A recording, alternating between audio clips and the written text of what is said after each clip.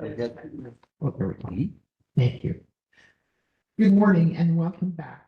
The time is now 9:11, and I would like to call the March 19th, 20th, 2026 meeting of the Energy Facility Design Council back to order.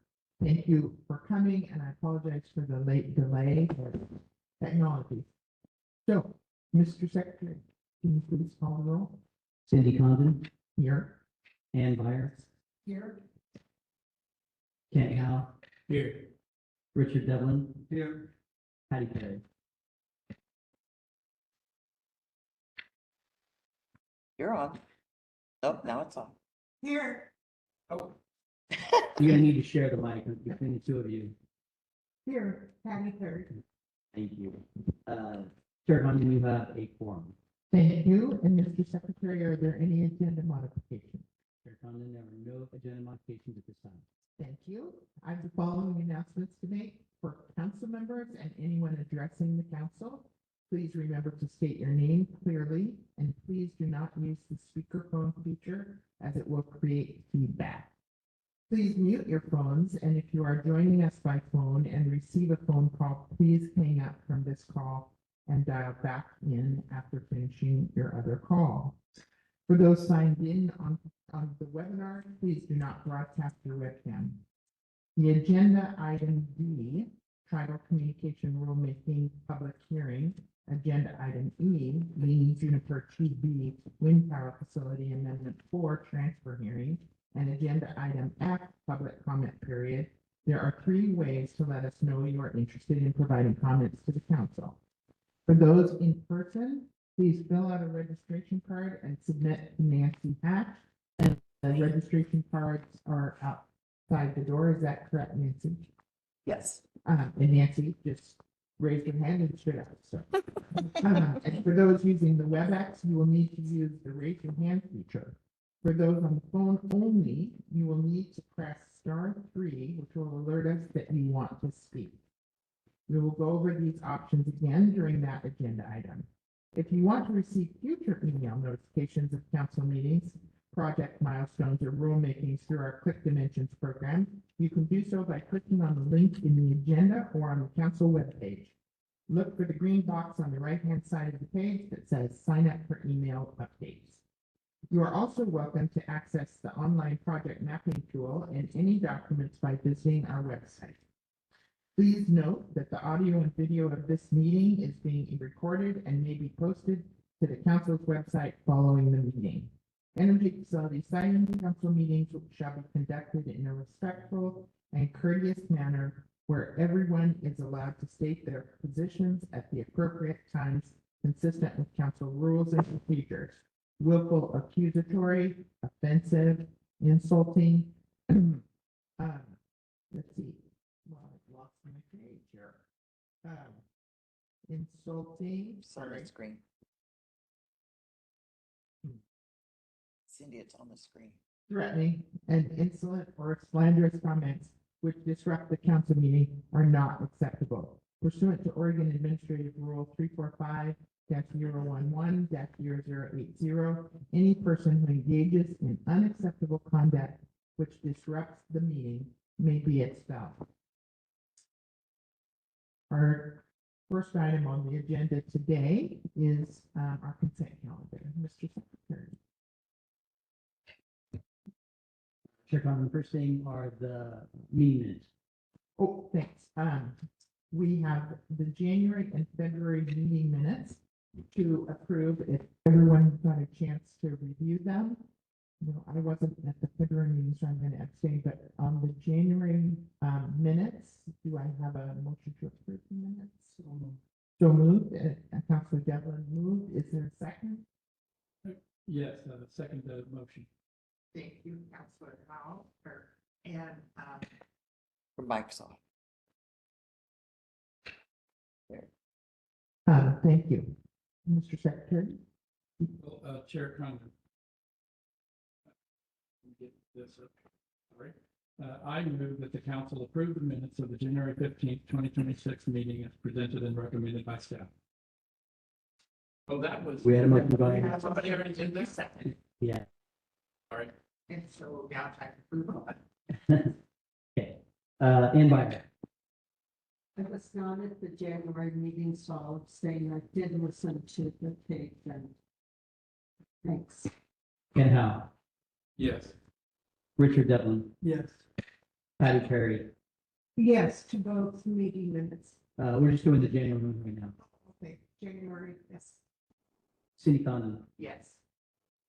motion carries. Mr. Condon. And now with respect to the. And now with respect to the February minutes, do we have a motion for approval? Yes, Chair, I move the council approve minutes of the February 13th, 2026 meeting as presented and recommended by staff. Thank you, and do we have a second?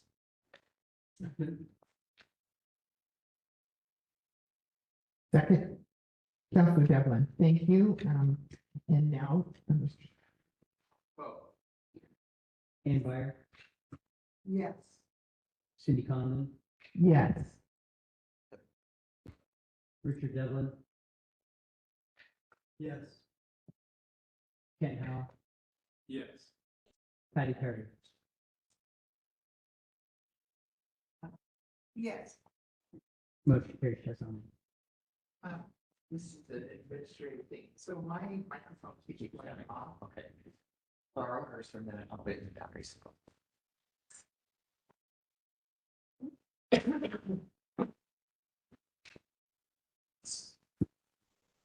Pardon the difficulties. So, and now it's time for the council secretary report.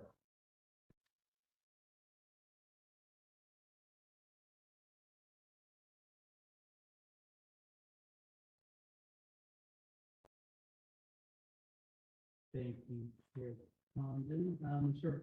First, with project update. First one is on the Boardman Hemingway project. So the information I'm about to read was provided to me by Idaho Power Corporation. So just to be clear, it's not reflecting the Department of Energy, the siting division, the council. It's simply a statement that I'm reading on behalf of Idaho Power. You may have heard this in the media, but you may have not as well. So Idaho Power has entered into an agreement to sell their Oregon distribution system to Oregon Trail Electric Cooperative. If the sale is approved by state and federal regulators, and that process is anticipated to take 10 months or longer from now, then Oregon Trail Electric Cooperative would take over the distribution infrastructure that delivers power directly to roughly 20,000 Oregon customers, kind of in the Baker area further to the east. So what does this mean for the Boardman Hemingway project? That's, I think, largely why they wanted to provide this information to me, is that Idaho Power will continue to own and operate their transmission systems, including the Boardman Hemingway, as well as their generation sources that provide customers in Idaho, Oregon, and across the region. The Boardman Hemingway was always meant to serve Idaho and Oregon customers, and that will remain the case. Transaction doesn't change the need for the line, and that the Oregon Public Utility Commission has approval of authority over the transaction. If they have concerns, they'll have the opportunity to raise them during the review. That process gives Idaho Power time to respond and make adjustments well before anything that will affect the Boardman to Hemingway. So again, they're not selling transmission system, they're not selling the Boardman to Hemingway transmission line, but their service territory, sounds like it could be then converted over to Oregon Trail. There's been some media coverage of Pacific Core doing something similar as well. So there's just some things going on in that industry that we're going to see some changes in the near future. And this is just one example. I would say any questions, but I don't believe I probably have an answer. Okay, next is the Summit Ridge Renewable Energy Facility. So this is a combined wind and solar photovoltaic power generation facility with a nominal generating capacity of 261 megawatts and 200 megawatts of battery storage on up to 6.25 square miles in Wasco County. The facility is proposed by Summit Ridge Wind LLC, which is a subsidiary of Ampia Power LLC. The notice of intent was submitted in January 2024, which meant that the original deadline to submit a preliminary application was January 2026. In November of 2025, the applicant submitted a request to extend the notice of intent by a year, which meant that they had another year until January 2027 to submit their preliminary application. Last week, we received a request by the applicant to terminate the notice of intent. They cited an issue with the key landowner that they were unable to resolve. The project is therefore terminated and not moved.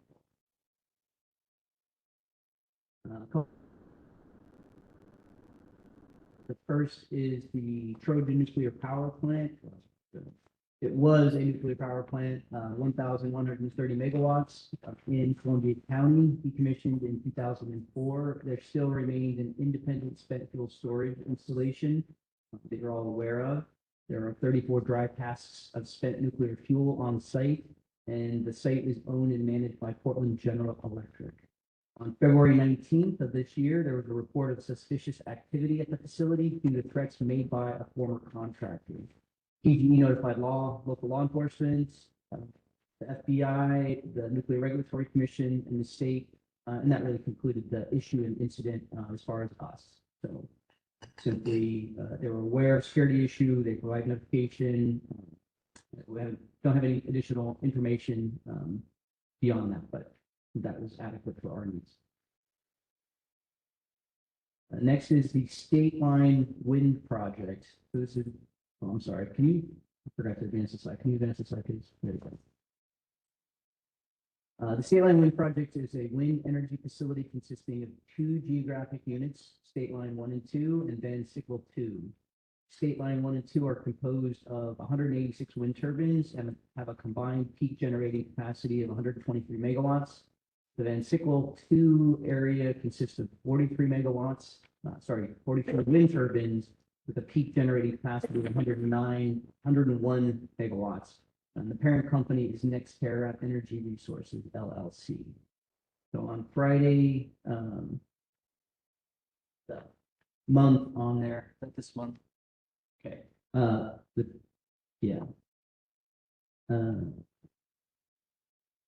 Earlier this month, specifics in here.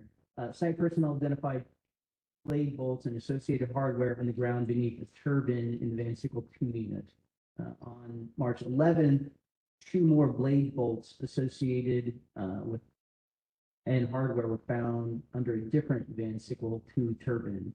Following the second incident, the certificate holder conducted a follow-up inspection of the other turbines and found another blade bolt at a 3rd location, and that was on March 13th. The certificate holder reported these timely to us. All 3 turbines are still operating, and the certificate holder is investigating the cause of the hardware failures and will submit a follow-up report outlining their findings and then any corrective actions moving forward. Questions? Okay.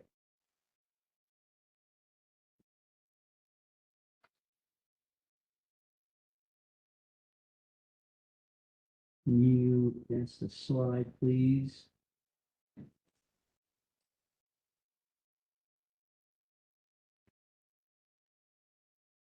I just lost my Wi-Fi, but you're on this page for right now. Okay, well, that's exactly where I need to be. So hopefully everybody can see this online. Next is the finalizing updates on the 2026 legislative session. I provide updates on the bills that we're moving through that were either specific to or very closely related to the Energy Facility Siting Council. So the 3 bills that are listed on here, the ones I'm going to cover, those are the final ones kind of through the end of the session. House Bill 4031, so that amended the council's exemption statute. So that statute is 469-320. So that exemption statute articulates which projects could request an exemption to not have to go through the site certificate process through APSEC. So the drafters of this bill sort of identified that place to allow for an opt-out until December 31st, 2028 of any projects that are defined as an energy facility and allow those to go to the county, and those are related to solar, wind, or geothermal facilities. Presumably, those are related to the tax credits and the conclusion of the tax credits. That's where there's a timeline on those. And then as of last night, you saw the first one that withdrew from F-site jurisdiction. So there may be more, but that's the only one that we know definitively at this point in time.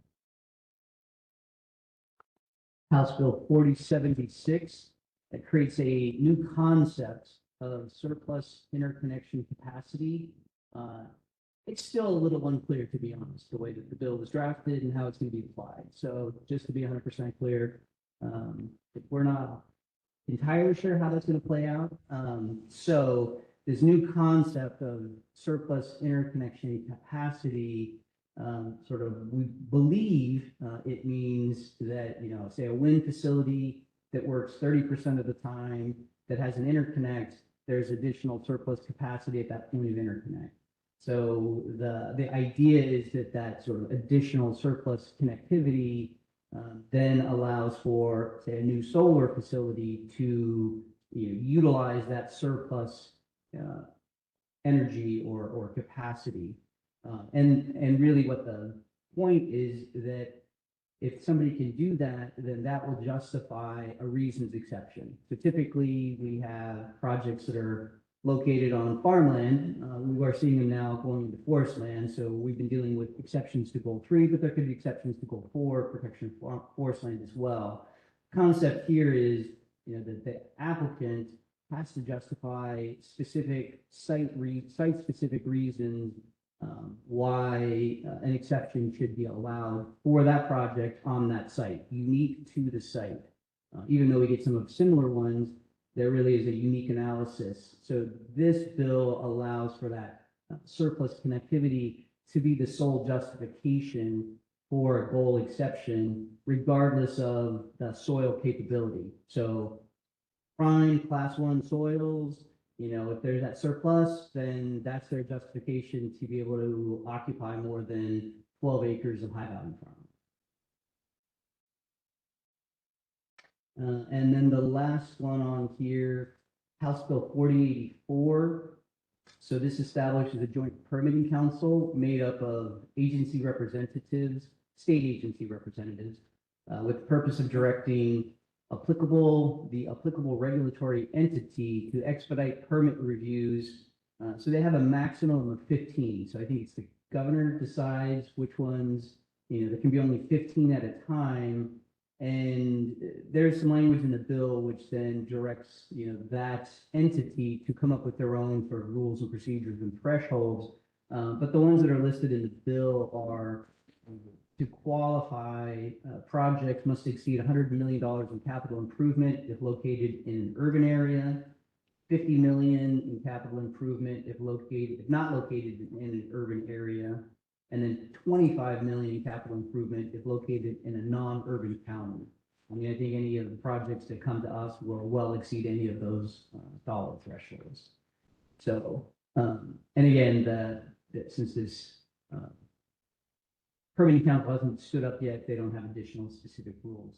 So all of these bills have an effective date of 90 days, 91 days after the end of session, which should be June 5th. So none of them are effective yet. And as of earlier this week, 4031 was the only one signed by the governor. She may have signed the other 2 at this point, but I was not able to look in the last couple of days. But certainly, we believe it's her intent to sign all 3 of these bills. Any questions? Yes, thank you. This is your comment. With respect to 4084 and this joint permitting council, and I realize we issue certificates, not permits, but how does this affect or could it affect our process or our role? I should say role. Yeah, it's one of the things that it mandates is that, each agency that has a permit, and technically a site certificate falls under the definition of a permit in statute. So our site certificate is definitely included in here.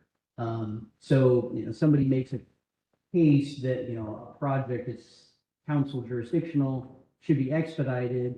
They take it to, this joint permitting council. we will have had to provide kind of an overview of the steps in our process and the timelines and the legal requirements.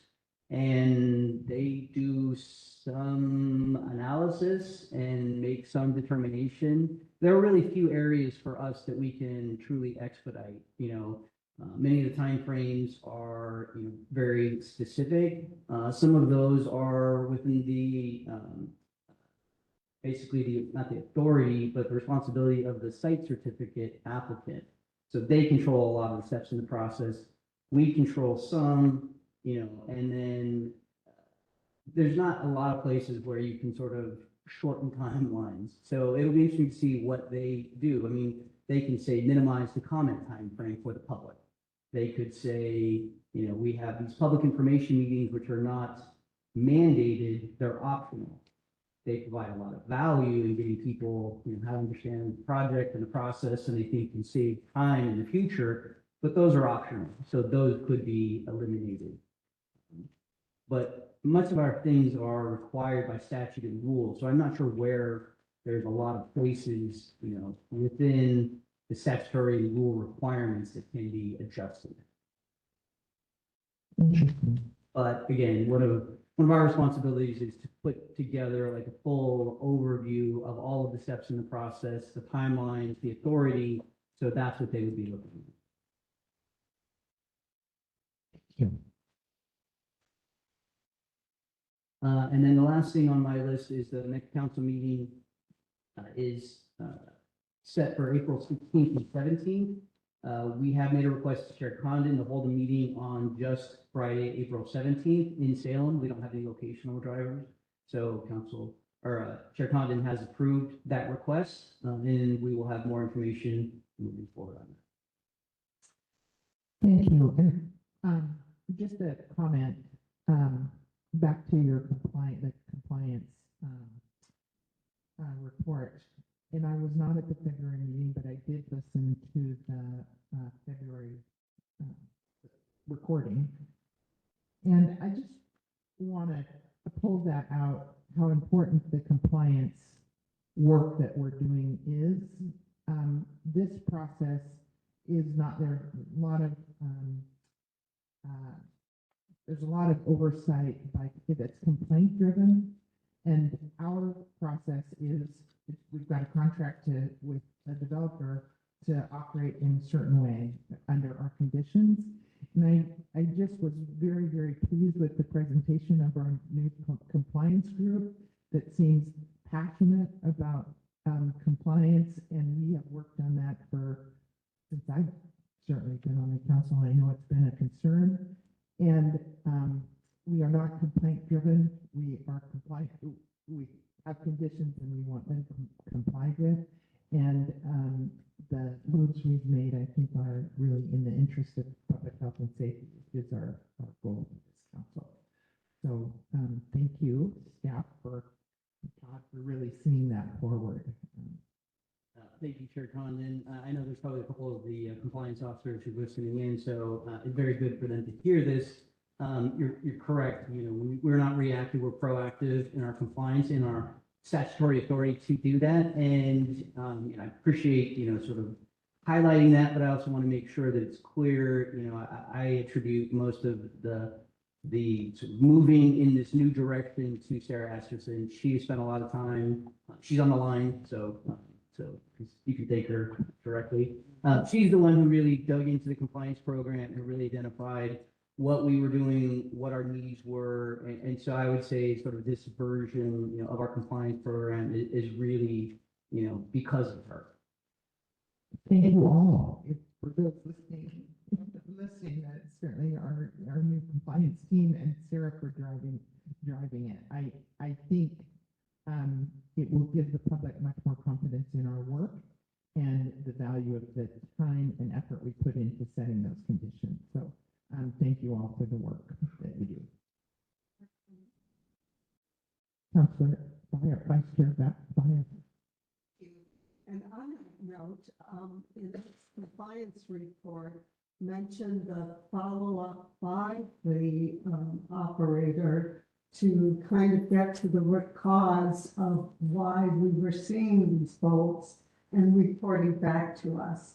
And I think that's important for the public and for us to sort of see that loop close to really, yep, we're really trying to get the heart of why we're having these issues.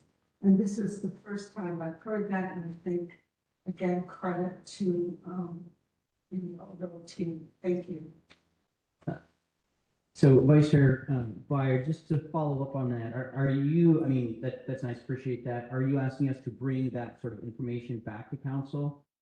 Okay, so just because, I think when the council and the public hear about these things, there's a requirement that they provide notification to us of these things.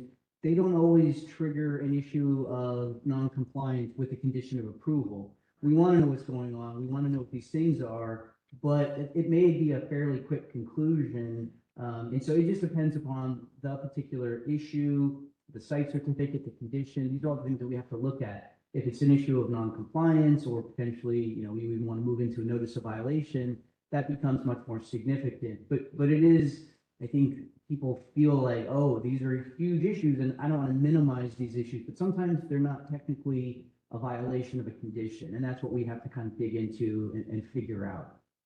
So I'm happy to bring anything back to council that you want us to, but, particularly these ones where they're an incident, but they're not, an issue of non-compliance. We typically don't bring those back to council. But again, we want to make sure that we're giving you the information that you want to have.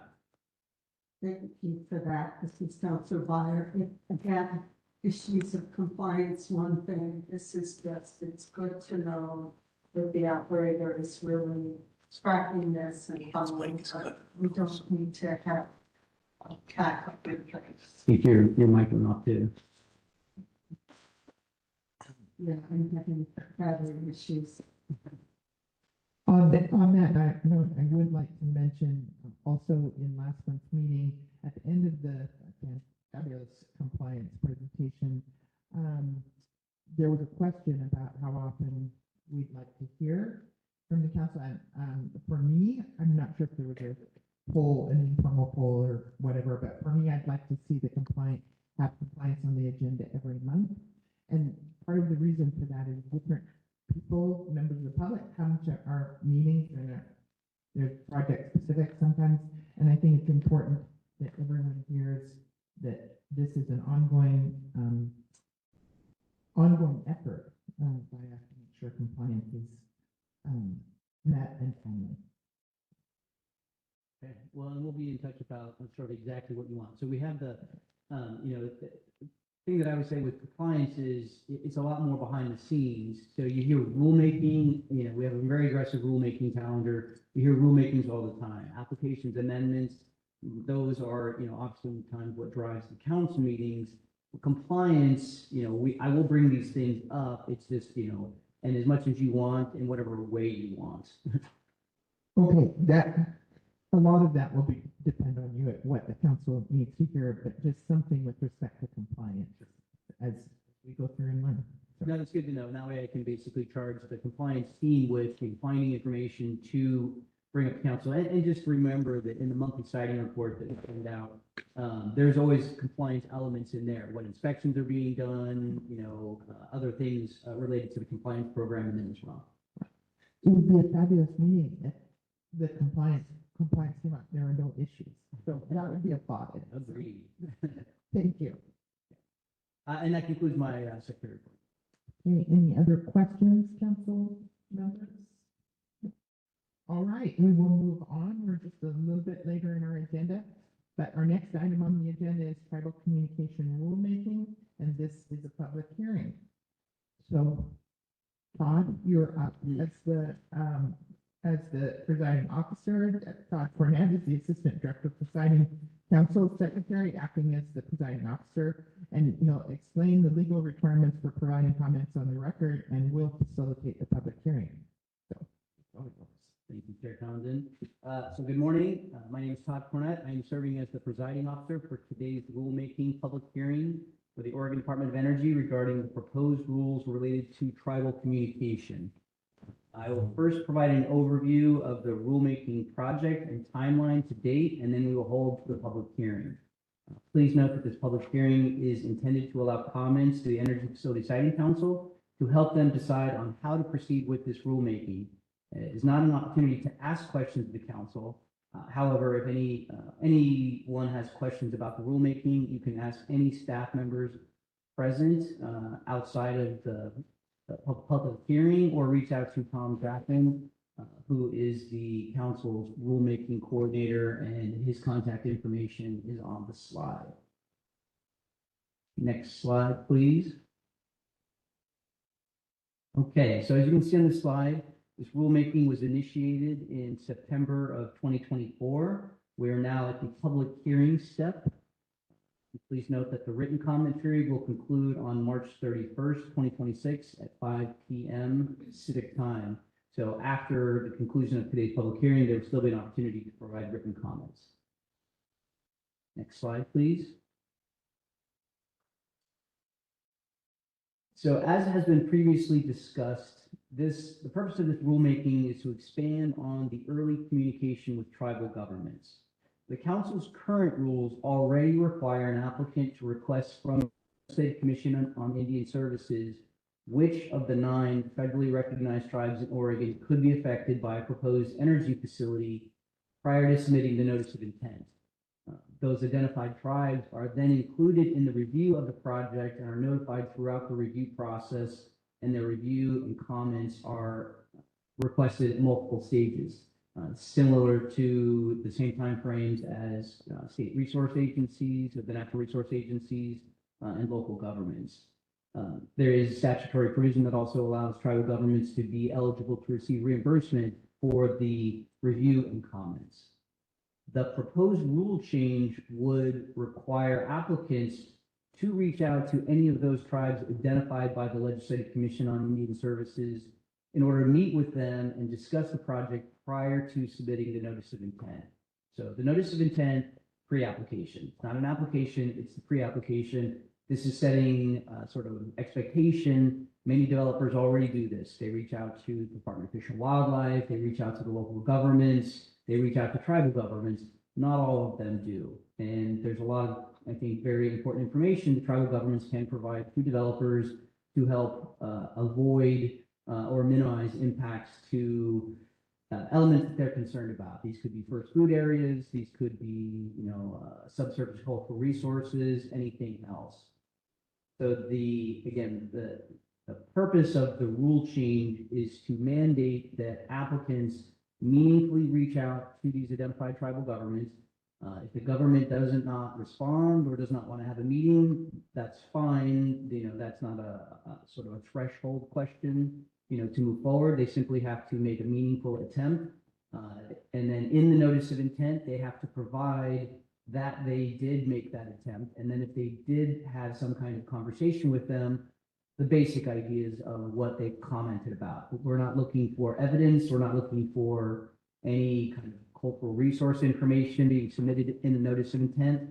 The requirements of what's submitted in the notice of intent largely hasn't changed, other than that idea that they have to show that they made a good faith effort to coordinate and communicate with those identified tribal governments. So that's really the purpose and intent of this rulemaking. So if you look at the language of it, it's pretty minor in terms of what's being changed.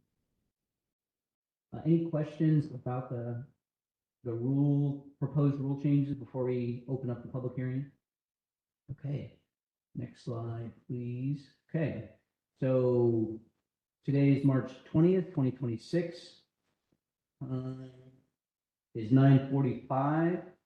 I am now calling this public hearing to order. We are physically located at the Sage Center in Boardman. Hearing is also being held via WebEx webinar with a call-in option for those who cannot participate in person or via webinar. Today's hearing is being recorded, and the written and oral comments are part of the decision record of this rulemaking. This hearing is being held as part of the rulemaking process required under the Oregon Administrative Procedures Act, including Oregon Revised Statute 183-335. The purpose of today's hearing is to receive public comments on proposed rule amendments.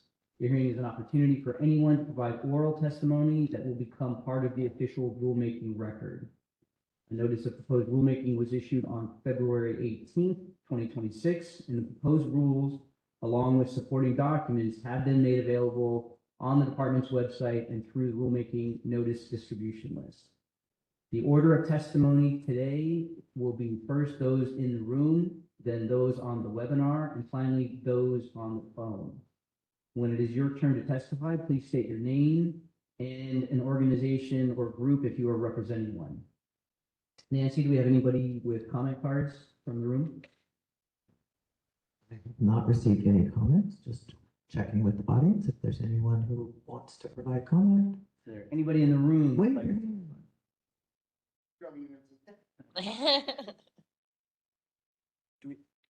We don't have a microphone. Oh, here. You can have mine. Thank you. Okay, just push that button one more time. And then, sorry, just before we start, Nancy, do we have anybody on with the webinar or the phone who has raised their hand? Just trying to determine if we need to. We do have one person. Set any time limits. Yeah, just one person. Okay, I don't believe we need to set any time limits then. Please go ahead.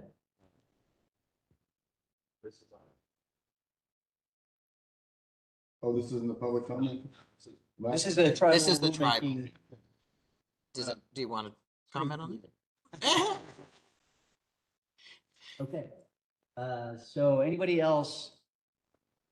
Gonna run, making uncomfortable eye contact? No, I don't see anybody who's interested Oh, in the wait, room. and I think this hand just went down. I think there was confusion there, so. Okay, yeah, just for clarification, not the regular public comment period. This is specifically related to the tribal notification rulemaking.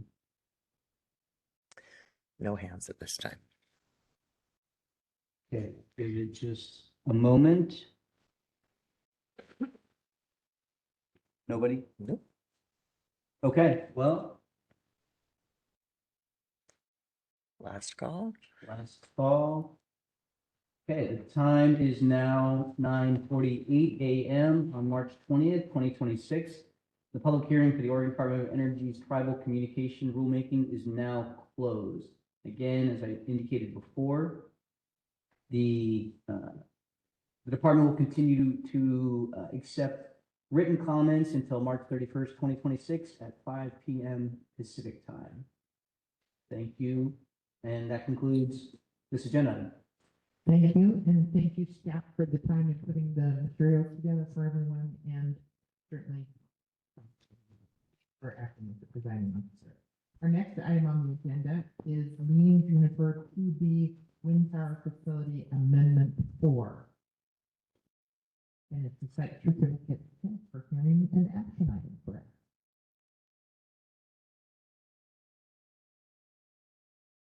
Okay. Good morning, Chair Condon, Vice Chair Byer, members of the council. For the record, my name is Chase McVeigh Walker, Senior Siting Analyst with the Oregon Department of Energy's Siting Division. As Chair Condon just indicated, this agenda item includes a brief presentation on a request for amendment to transfer a site certificate to a new certificate holder for the Leaning Juniper 2B wind power facility, followed by a public hearing on the transfer request, and then council review and decision. That's great right there. Thanks. Leaning Juniper 2B wind power facility is an operational 111 megawatt wind power facility comprised of 74 wind turbines in Gillum County. The original site certificate was issued by council in 2007 and has subsequently been amended 4 times, most recently in 2025, with the review and approval by council of a facility repowering, which was the replacement of blades in the cells at the facility. The certificate holder is Leaning Juniper Wind Power 2 LLC, a wholly owned subsidiary of Auburn Grid Power LLC. Next slide, please. The request for amendment to transfer is specific to the certificate holder, where the current certificate holder seeks approval to transfer site certificate ownership to a new certificate holder, which in this case is Leaning Juniper 2B LLC. Leaning Juniper 2B LLC is a Delaware LLC formed in 2025, registered to do business in Oregon in 2025. Leaning Juniper 2B LLC is a wholly owned subsidiary of Avangrid LLC. Next slide, please. For a request for amendment to transfer, there were two standards that FSEC must review: the organizational expertise standard and the retirement and financial assurance standard. And with retirement and financial assurance, council must also make a finding that the new owner is lawfully entitled to possession and control of the facility. So in our review of the organizational expertise standard, in the staff report for this agenda item, we provided a draft final order, which presents staff analysis standards based on the information provided in the request for amendment. And I'll highlight a couple key findings for your review. Leaning Juniper 2B LLC, the new project-specific LLC, relies on the parent companies, which is Avangrid Power, for expertise. Thus, we highlight Avangrid's overarching experience, which includes operation of 8.6 gigawatts of renewable energy nationally, including 2.2 gigawatts here in Oregon. Council has previously relied on the parent company's expertise for this evaluation and determined that Avangrid has adequate expertise. LLC certificate holders under Avangrid have had recent compliance issues, including DEQ notices at Golden Hills, Montague Solar, and Bake Oven Solar, but the issues have been resolved and FSEC has already imposed enhanced compliance conditions. In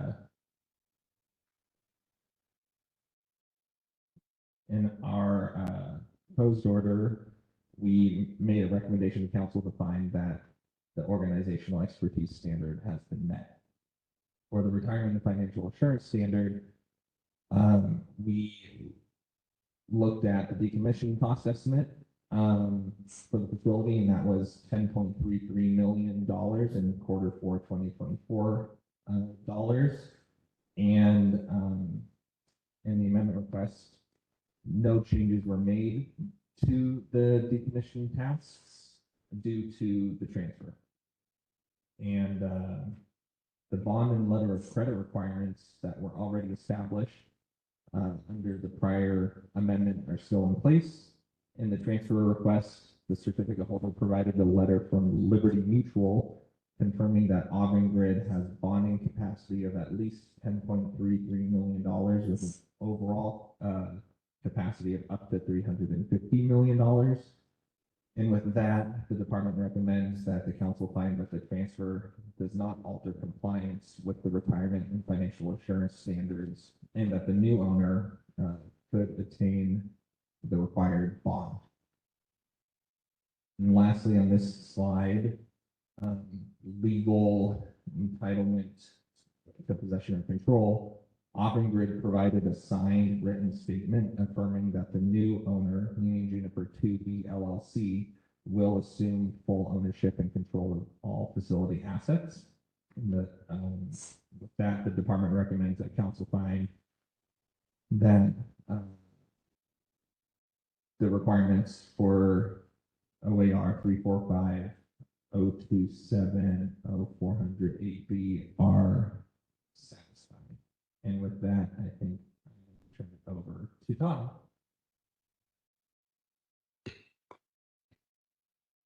All right, thank you, Chase. So once again, good morning. My name is Todd Cornett. I am serving as the presiding officer for today's transfer hearing on the request for Amendment 4 to transfer the site certificate holder of the Leaning Juniper 2B Wind Power Facility site certificate. Today is March 20th, 2026. The time is 9:56, and I'm calling this transfer hearing to order. We are physically located in the Sage Center in Boardman. This hearing is also being held via a WebEx webinar with a call-in option for those who cannot participate in person or via webinar. Today's hearing is being recorded. Presentations, written comments, and oral testimony are part of the decision record for this transfer amendment request. Public notice on the request for amendment to transfer the site certificate initiated the public comment period and established today's transfer hearing. Comment period began on February 19th, 2026, and will conclude today at the end of this transfer hearing. There will be no additional time frame for written comment. The order of testimony will start with the certificate holder, the current certificate holder. Then the new owner of the certificate, site certificate will be allowed to comment. We will then open to members of the public. The council will then have an opportunity to ask questions or request that certain areas be further evaluated. And finally, we will return to the current certificate holder if they choose to respond to any issues that were raised. So getting into testimony, let's start with the current certificate holder. Is there anyone representing current certificate holder who's here today who'd like to testify? There is somebody online, Darren Kavanaugh. Okay, so sounds like we have somebody online, so go ahead, Nancy, and open the line. Oops. Oh, wait, he just.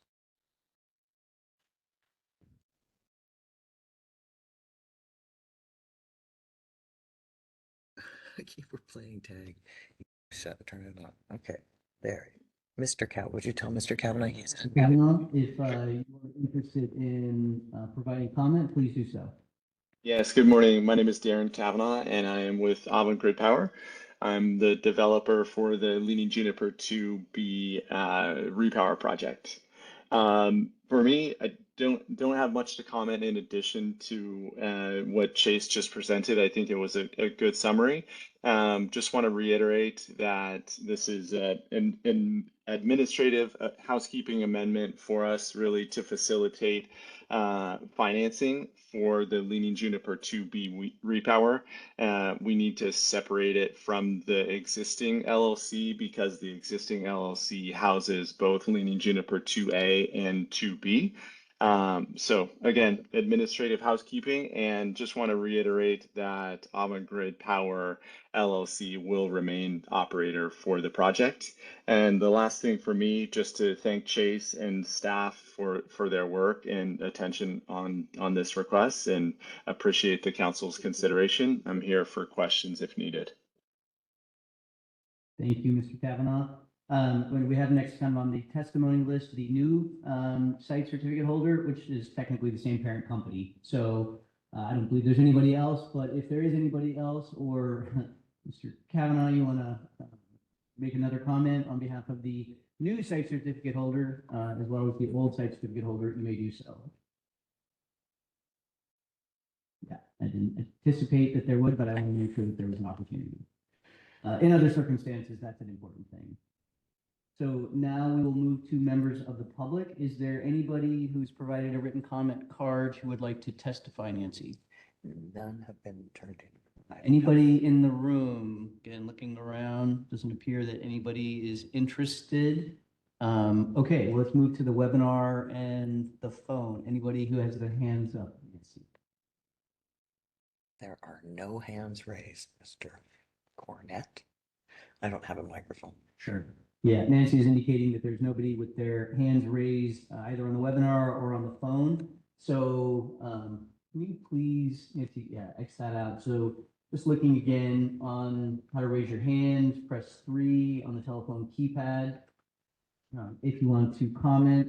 And then in the webinar, there's a feature where you can raise your hand as well. So just one more call if anybody would like to comment on the transfer, proposed transfer. No. Okay, hearing none, we will conclude. So it is now exactly at 10 a.m. on March 19th, sorry, March 20th, 2026, in this transfer hearing for the request for Amendment 4. Sorry, before you close, are you gonna, Oh, I'm sorry. Yes, my apologies, council. Sorry, I was jumping to, yeah, and we'll go back to the certificate holder as well. My apologies. no Yes. worries. So now we will open up to members of the council if you have any questions. Members of the council, any questions? I have more of a comment than a question. I appreciate Mr. Kavanaugh giving some background as to why it is taking place and that it's an administrative financing action. But I would appreciate some more information, I think, from a knowledgeable source about the impact these transfers may have on liability. I don't know if anybody, if we looked at the record, I presume we did, and certainly have the Delaware Corporation documents, but as we look at those documents, and parent companies are often not liable for the actions of their subsidiaries or LLCs. I am wondering what that does should a calamity take place, wildfire, and how that liability follows up related to these transfers. I get are administrative and done for financial reasons, but are there other risks associated? So, if we could get some education on that from, a corporate lawyer or. So just, so Chair Condon, so you're not necessarily asking in the context of this transfer amendment, but generally? Yeah, I'd love to hear it in the case of this transfer amendment, to the extent that it's available. And then go a bit further and have more education in maybe a different environment than a hearing, obviously. Yeah, and I mean, my favorite thing is to go to the rulemaking. We do have the organizational expertise rulemaking going on, and I think that's a good place to ask that question. I'll certainly let Mr. Kavanaugh respond if he feels like he would like to, or Chase. But I guess my take on it is this doesn't really change kind of anything. It's still it's one certificate holder or split, and it's two certificate holders or transfers, and it's still the parent company. It's still the same structure as really. Unless it's an investor-owned utility, this is the identical structure of every site certificate, with a single-purpose LLC for the energy facility and then a parent company. So if there is a issue or concern or risk, it's more broadly to how our system works versus this specific proposal. Exactly, and that's why I'd like the further education, but to the extent that Mr. Kavanaugh can speak to the hierarchy of liability. That's great. I mean, I think I just want to make sure also if there are any other questions from council members, so that ultimately the certificate holder has an opportunity to respond, but I want to make sure we have all of the kind of questions on the table. I think I asked, go ahead. That's okay. Well, not so much question, but just to emphasize that there is a rulemaking advisory committee on organizational expertise. And it is important because we're seeing many different corporate structures transfers for different reasons to take care of tax issues, financial issues, things that weren't considered when the administrative rules and the original standard wasn't drafted. So those of you who are geeking out on this stuff, there is an opportunity to weigh in. And then again, the council's interest is protecting the state's interest in developing energy resources. Thank you. Thank you, Vice Chair Fire. And just to kind of reiterate that, we have an ongoing rulemaking. There is an established rulemaking advisory committee. There are meetings going on, but ultimately, like all of our rulemakings, once that rulemaking advisory committee concludes, and if you're not on it but are interested, we will then, provide a notice of draft rules. There will be a written comment period. There will be a public hearing in front of council at a future council meeting. So plenty of opportunities to, either continue to participate in that rulemaking or to, begin to participate in that rulemaking. Thank you. Other questions? I just wanted to follow up to Chair Condon, your comment. In this amendment request, the letter we received, or the letter provided, included in the amendment request, from Liberty Mutual is Avangrid Renewables it identifies Avangrid Renewables has the surety of the 350 million bond. So they wouldn't, that's where the yeah, and that's the parent company, yeah. Yes, and I understand that, but I think I understand that that's for the retirement and financial assurance related Yes, to, yeah. to the ability to provide a bond just in case. My concerns are outside the scope of the retirement and retirement of it, so it's ongoing, just should something happen. Thank you. So, and I realize this is gone until I in this move, but it's for the future, so. I think we have any more comments from the council. Okay, back to the appropriate procedural step. Thank you. Mr. Kavanaugh, so now we'll go to the current certificate holder. If you'd like to respond to any comments, and particularly this one. So, Mr. Kavanaugh, if you'd like to respond to that, you may do so.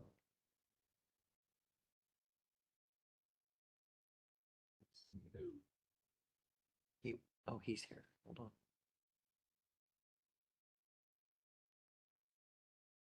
Oh, shoot. I think I clicked him twice. Oh, okay. Yeah. He's open. Okay, you're this is- unmuted, Kavanaugh. Yeah, this is Darren Kavanaugh with Avangrid Power. Just to respond to the question of liability on this, I think my understanding is that the certificate holder remains liable under this site certificate. And just my understanding of LLCs, we're moving the project from one LLC to another. And so I don't think that really changes the profile of liability. But again, I'm getting over my skis on legal corporate structures there. But I think the main takeaway for me is that the certificate holder remains liable under the certificate.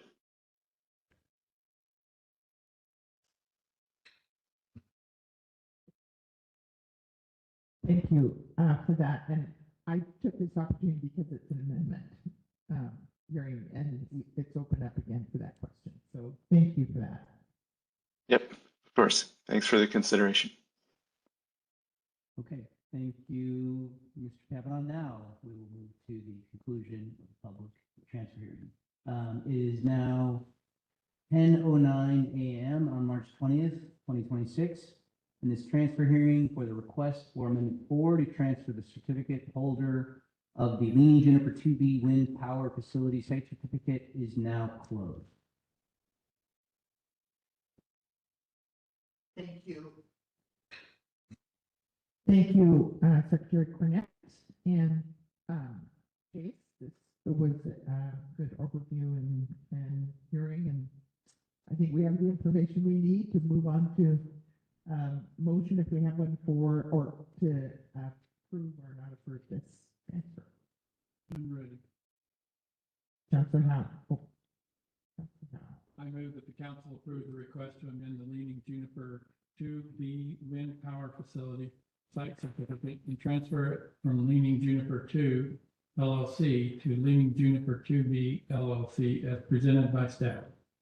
Thank you. Do we have a second? Councilor Byer. Second motion. Thank you. Mr. Secretary, can you, any discussion?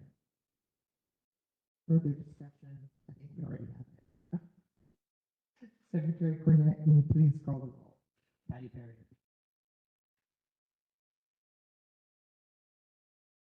Yes. Richard Devlin, Yes. Kent Howe, Yes. Cindy Condon, Yes. Ann Byer. Yes. Motion carries per comment. Thank you. Thank you, council members. Our next item on the agenda is the public comment period. And so I know we have one person This time is reserved for the public to address the council regarding any item within council jurisdiction that is not otherwise closed for comments. Items closed for comment include those for which a public hearing has occurred and the comment period is closed, or only a written or any written comment period is still open. Right now? Yes. Okay. In the agenda, we have set the amount of time for individual commenters at 7 minutes. We'll take that as necessary if there aren't many. And Nancy, how many comment cards and raised hands? Check on, we need a break just for, we have a break set after this. Can we do it beforehand? We got a couple of technical things that we need to take care of. Sure. We're going to revise our agenda on the fly, and we're going to take a break now before the public comes. Thank you. Right. Uh,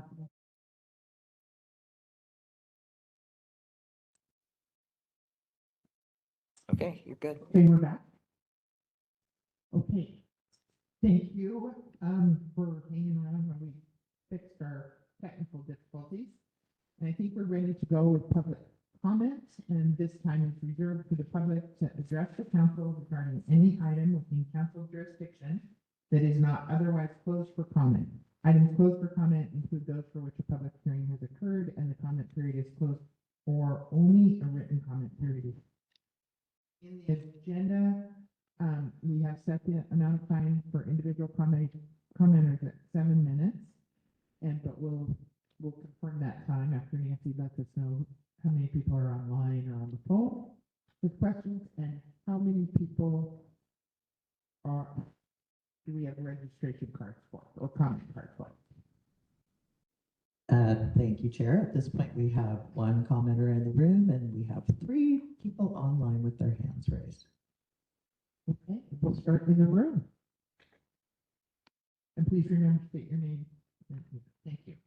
Hello, council members. My name is John Langdon. I'm a fourth-generation Oregon farmer. I'm here today to make some brief comments about a perspective from a farmer on ag and solar working together.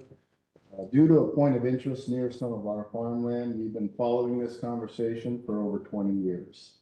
And what I want to talk about real quick is using farmland or even saving farmland by elevating the farm use.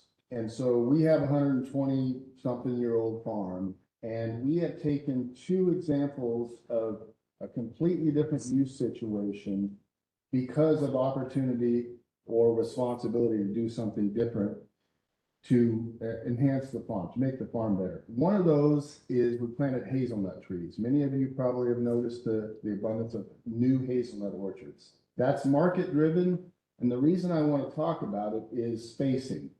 We planted our hazelnut trees, we planted the little tree trunks, you know, it goes in the ground as little sticks at 20 feet apart. Every year they grow bigger, and every year we have an increasingly smaller space to drive our equipment and do the processing through. So also with hazelnuts, we have to remove about 3,000 to 4,000 pounds of material out of that field, okay?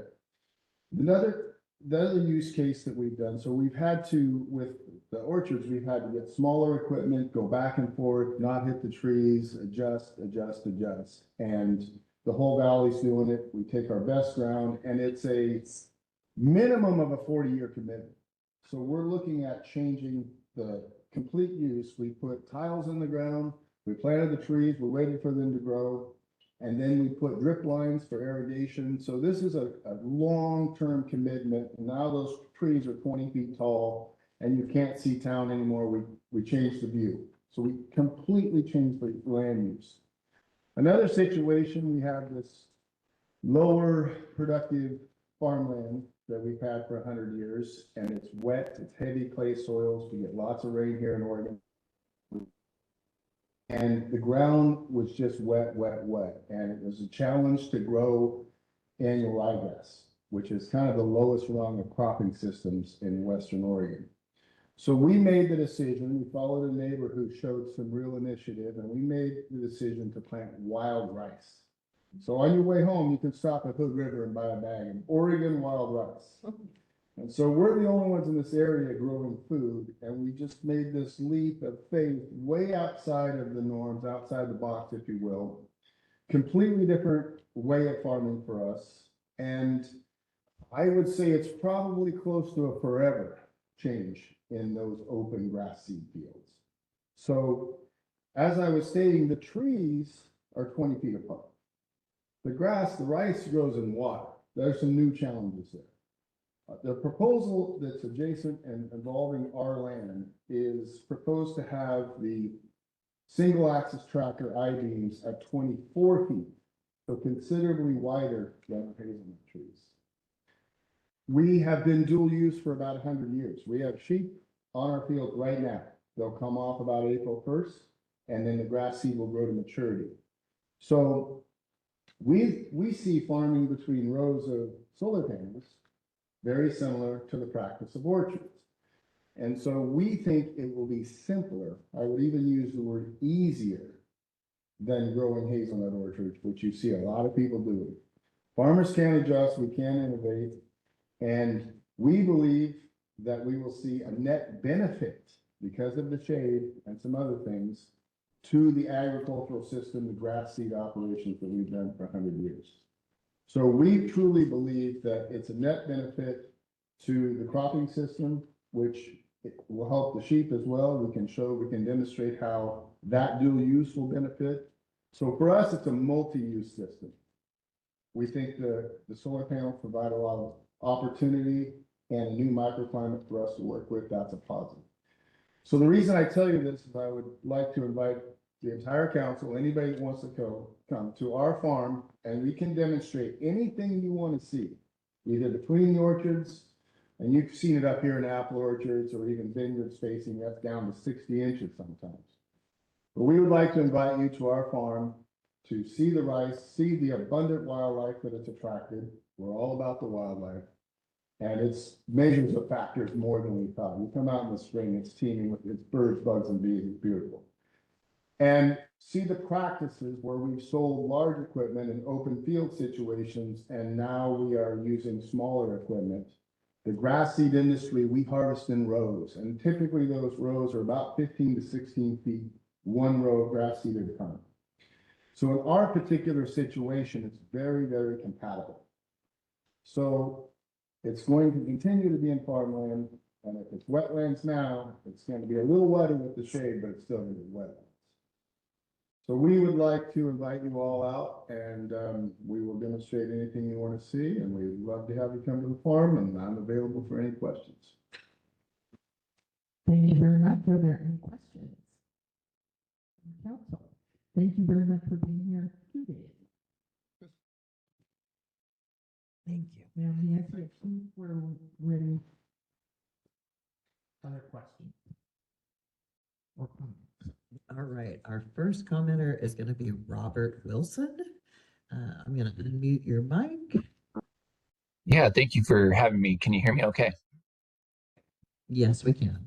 All right, my name is Robert Wilson. I'm the senior developer with Hanwha Renewables.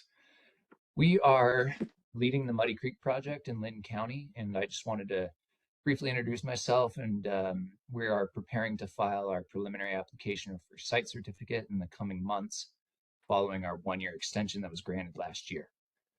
Over the past year, we've continued working on additional site surveys, studies, and revision to our site plan in an effort to minimize and mitigate impacts to wetlands and wildlife. In addition, we've also made significant progress on our agrivoltaics plan and ensured that the project will meet the state's dual use goals for both agriculture and energy production.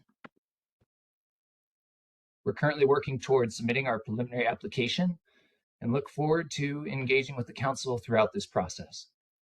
Our team is continuing outreach to local officials and community members to share updates on the evolving site design, answer questions, and gather feedback. And I will now take questions. Thank you very much. Any questions from the council? No questions here. Thank you so much for making a comment. Thank you. We look forward to hearing more. Next question. comment. All right, our next commenter is Troy Jones. Troy, I'm gonna unmute your mic. Okay, can you hear me? Yes, we can hear you. Great. Good morning. For the record, Troy Jones, representing Friends of Gap Road. My address is 22335 Gap Road, Harrisburg, Oregon. Chair Condon, Vice Chair Bear, council members, thank you for the opportunity to speak with you today. And a special thanks to Ms. Hatch for her assistance with the PowerPoint slides. So I'm here to speak today about the proposed Muddy Creek Energy Park you just heard about. It's 10 miles east of Harrisburg. We've not felt the need to speak before the council over the last year due to the lack of activity by Muddy Creek Energy Park. However, since they're hearing rumblings, they may be attempting to file their application prior to their May 19th, 2026 deadline. We wanted to speak with you today. This particular picture is taken within a half mile of the southernmost portion of the proposed site. Everything east of the interstate is primarily annual ryegrass with some fescues. The following pictures are of the proposed project area by tax lots, and because of elevation, may include some surrounding properties, but that's very limited. Next slide, please, Nancy. The proposed Muddy Creek Energy Park is not like any proposed project presented to council to date. QCell, who was originally filing for the application, has stated the site was chosen due to its close proximity, its close proximity of substation and transmission lines. We believe the state should avoid use of high value or prime exclusive use farmland and removal of farmed wetlands, and consider alternative sites prior to siting on these areas. For instance, there are so many brownfield sites that could be considered as alternatives first. This slide is looking south on the proposed project. Next slide, please. This project is at the base of the Coburg Hills. These farmed wetlands consist of hydric soils, and when combined with normal seasonal rains, create significant standing seasonal wetlands. These fields are designated as farmed wetlands, as identified by the Oregon Department of State Lands. This is a different classification than standard wetlands, which we won't go into detail today. Next slide, please, Nancy. Now we're looking north. The magnitude, no, excuse me, looking north. Appropriate drainage will be required for a facility of this type and size. We worry about soil disruption and considerable runoff concerns. Prior to the construction of Interstate 5 in the late 1950s and early 1960s, this entire area was a marsh, abundant with wildlife. Due to these drainage requirements, we're concerned about forever chemicals and site drainage into 4 local creek systems, which are direct tributaries to the Willamette River, which is a protected salmon system. Next slide, please. Looking south now along Interstate 5, the magnitude of drainage requirements for construction and operations will mix thin layers of topsoil with the clays below during construction and during operation. This drainage effort, combined with 30 years of controlling noxious weeds, will have a direct negative effects on these soils. As you all know, soil remediation is not a requirement currently required by ODO or your council.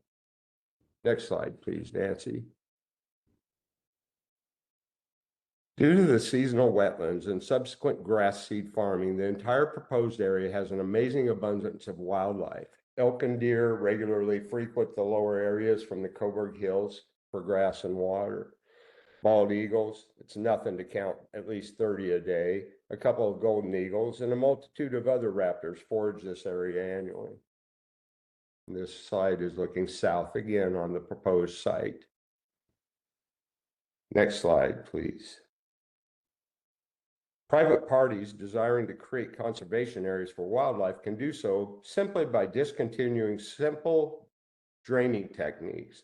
This slide of a local duck club is one of the areas where the property owner has agreed to lease to Muddy Creek Energy Park. It seems quite contradictory to us. Next slide, please.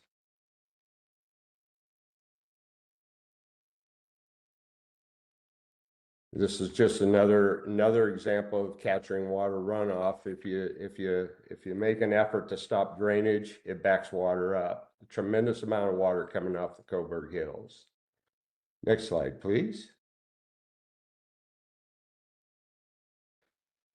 This is looking at the northernmost boundary, from the northernmost boundary of the proposed property, looking south. Again, you can see all the water in the background was one of those proposed where they're collecting runoff water.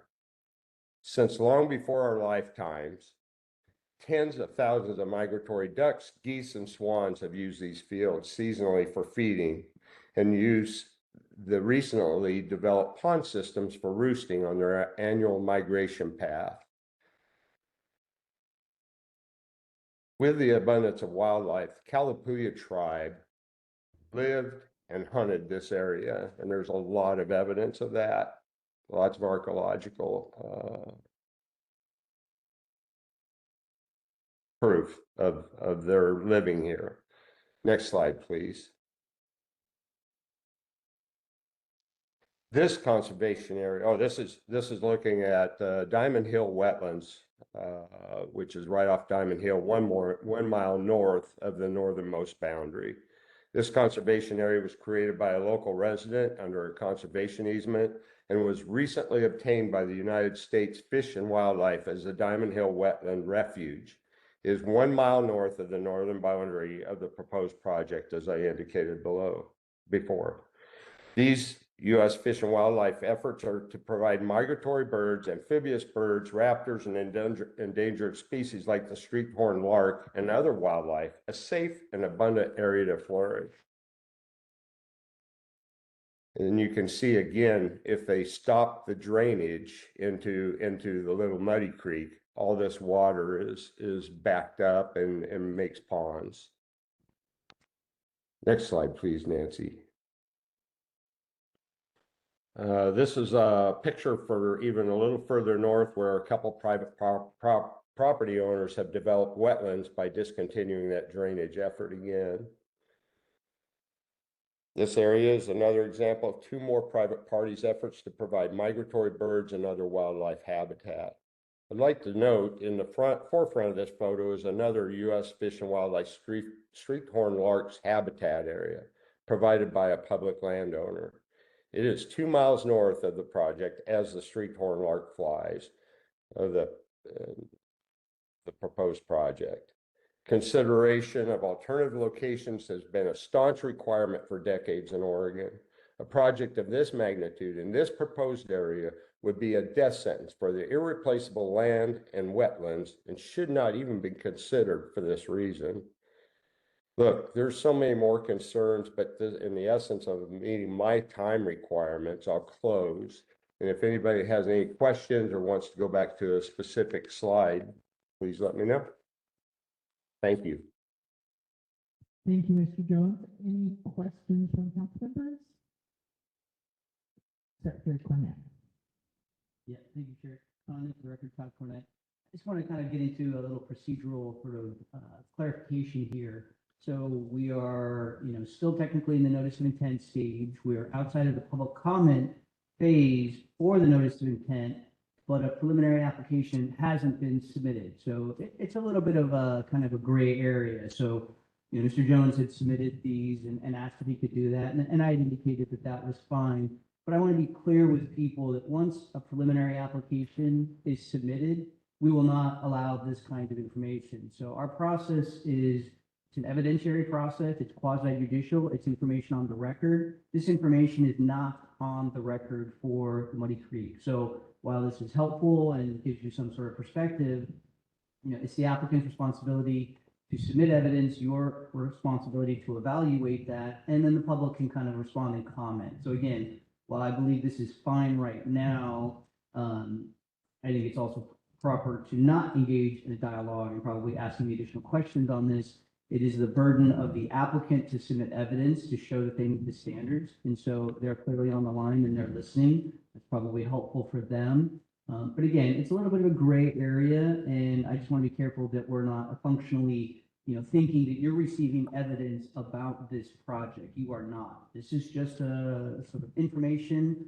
about this area and what exists out there. So again, a little gray. I'm willing to tolerate it because I think there's some value in that. But I just want to be clear with everybody, the council, the public, the applicant, that once an application comes in, we will not be having any of these kinds of conversations with any information or any evidence that could be perceived as, influencing council members. Great. Thank you, Secretary Cornett, and thank you, Mr. Jones.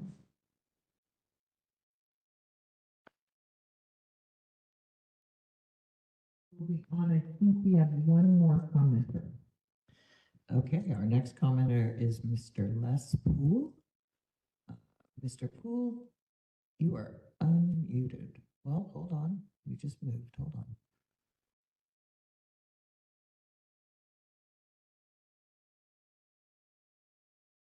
on. Okay, your mic is open if you'd like to go ahead and comment. Good morning. Can everyone hear me? Speak up just a little bit. Yes, we can hear you.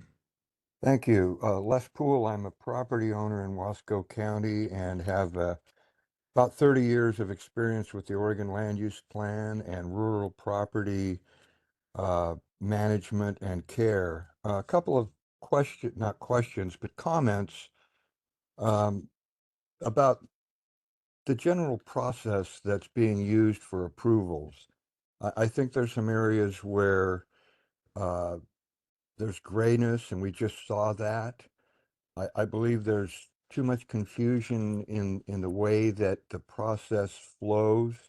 I'm not here to suggest that we suddenly make a bunch of dramatic changes. I understand you're operating under ORSs, OARs, and these decisions are about as complex as one could find anywhere in the state. The Siting Council has a very awkward job, and I admire the effort and time that goes into these decisions. At the same time, I as someone who's observing, I'm seeing some things that just raise questions. And one of them is there seems to be almost an Oregon land rush going on. Currently, there are about 90 square miles of Oregon under consideration or development for renewables. There seems to be a rush, and while executive orders have been issued, there's a sense of urgency to move to renewables. I believe it's opened the door for misapplication of some of the land use laws. And we've got some statutes and conflicting rules that are really creating, what's happening is it's causing these decisions to drag on, to be more expensive, and to be controversial, divisive for communities. So my hope is that some, I would call them amendments or changes to the policies and procedures could be instilled.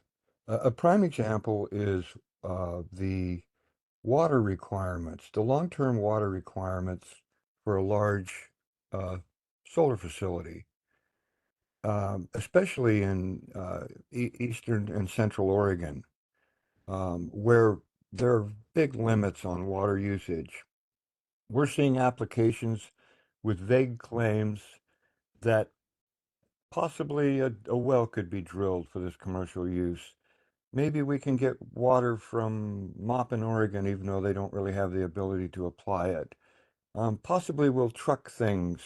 Maybe we'll transfer water rights.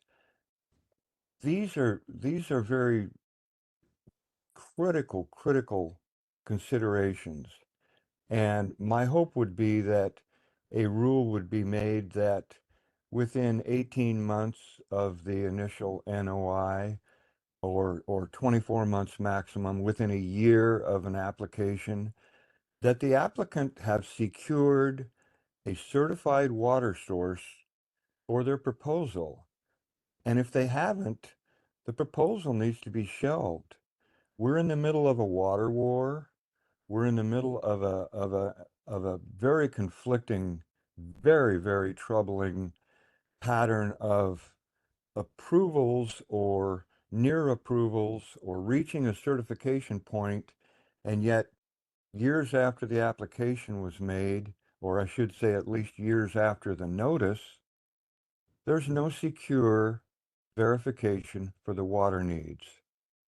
There are some other factors such as the lack of local standards for setbacks and fire breaks and things of this nature. So it seems like the projects that are proposed often have gaps in what is reasonable for a setback and what are reasonable fire breaks, and how would we really address a structural fire in an environment where we don't really have water available and we've got batteries, panels, all of the infrastructure that would be exposed to lightning or a possible fire that would be uncontainable.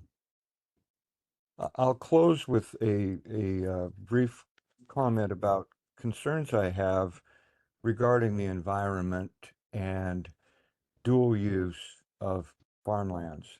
Obviously, prior to the last 5 years, these applications would not be happening. It's just that simple. And because there's been an extreme effort to accommodate them, as I said earlier, we've created a land rush, and we've created an environment, I'll call it. And that environment is one where applicants don't really see enough clear direction on what's allowed locally. I understand that the siting council makes the final decision, but early on we have applications like Deschutes Solar where they're completely surrounding individual properties, where the initial application was for 100-foot setbacks from property lines or homes. So there's a lack of standards that needs to be addressed. And I'm not putting that on the council, but it needs to happen on the local level so that standards are more solid, more consideration for, again, well-established fire breaks, setbacks, and other considerations that are lacking. So I will be submitting some written follow-up testimony after today. I appreciate the opportunity to speak, and I'm really pleased that the council has traveled to Boardman because you're in a hotbed right there, and you're in the middle of the good and the bad and everything in between that comes with the push for renewables. Thank you again. Thank you very much, Mr. Poole. Thanks for being here remotely. We appreciate your comments today. Nancy, any other people hoping to comment or wanting to comment? There are no other hands raised at this time. In the room, it doesn't look like anyone is interested in commenting, so one more minute or maybe about 30 seconds.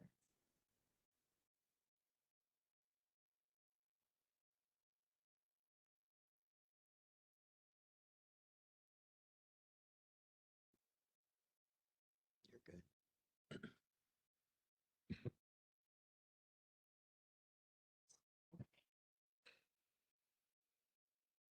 Okay, we're not quite at 30, but it doesn't look like anybody's coming on. So, moving on to our next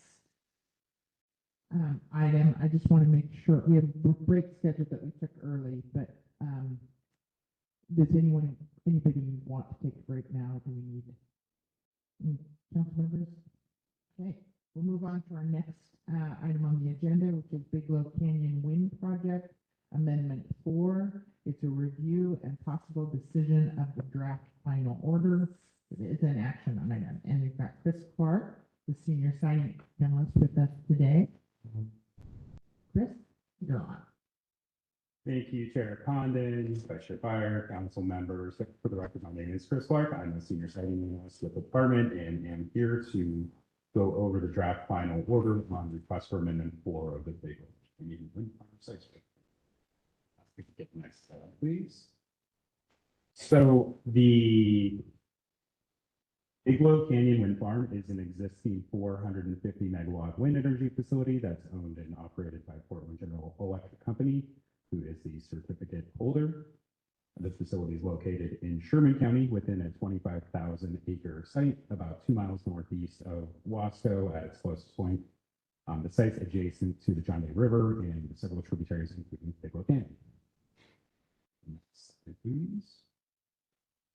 In request for Amendment 4 or RFA 4, the certificate holder is proposing to construct and operate a 125 megawatt solar photovoltaic power generation facility, a 500 megawatt battery energy storage system or BESS, and other related and supporting facilities at the existing site. The proposed facility components would occupy up to 1,445 acres within a 1,924 acre solar micro siting area that's located entirely within the approved site boundary. The proposed solar micro siting area is shown in the hashed area on this slide.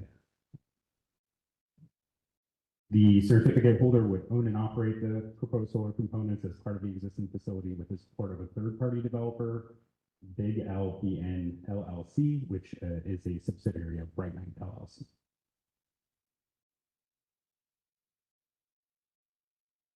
Next slide, please. As Chair Condon mentioned, we are currently in the draft final order phase of this review. As a reminder, this request for amendment is being processed under the amendment rules that were adopted by the council in October of last year. The preliminary request was received in April of 2025, and following a completeness review and receipt of a revised preliminary request, we issued a determination that the RFA was complete on December 5th, 2025. On December 16th, the department issued its proposed order as well as a public notice establishing a public comment period. Public hearing, the public comment period ended on January 30.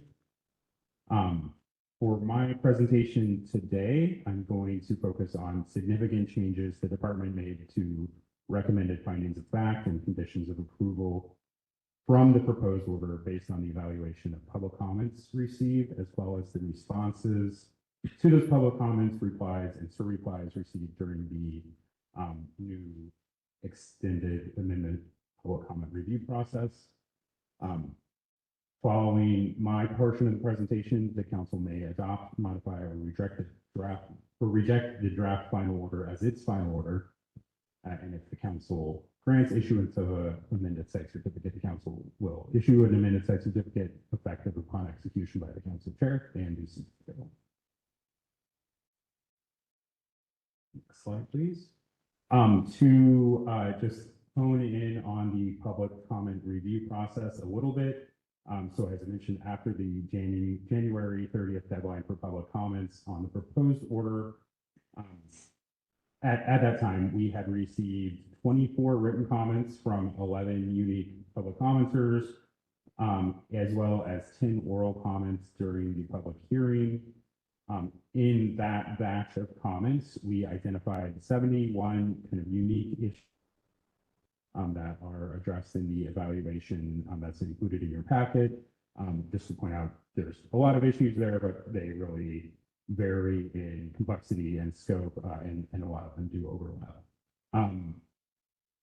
As of the February 13th deadline for replies, both the department and the certificate holder had provided replies to responses The department's responses were really limited to commenters that had raised issues in their comments, whereas the certificate holder, as required by rule, did reply to all commenters. And then 3 commenters and the certificate holder provided replies to the responses provided, and then the certificate holder provided replies to the 3 commenters that weren't to those results. The department was required to issue its draft final order along with a written analysis of the comments within 21 days after the March 6th deadline for SIR replies. The department did issue its draft final order last Friday, March 13th, 2026. That was provided to you all in your supplement. Next slide, please. Thank you. Okay, so as I mentioned, I'm going to focus on issues where our evaluation resulted in more significant changes to recommended findings or conditions in the draft final order. Those issues are associated with the standards shown on this slide in bold. I do just want to point, we also received comments on the standards with an asterisk next to them on the slide, but did not make significant changes to the draft final order based on those comments. So I'm not going to be addressing those sections of the draft final order further in my presentation. Or the other sections where we didn't make changes or didn't receive comments. But I do just want to point out that I'm happy to answer any questions about anything in the draft final order the council has or help facilitate any discussion you have during the deliberation. Meaning I can pull up anything you want to see.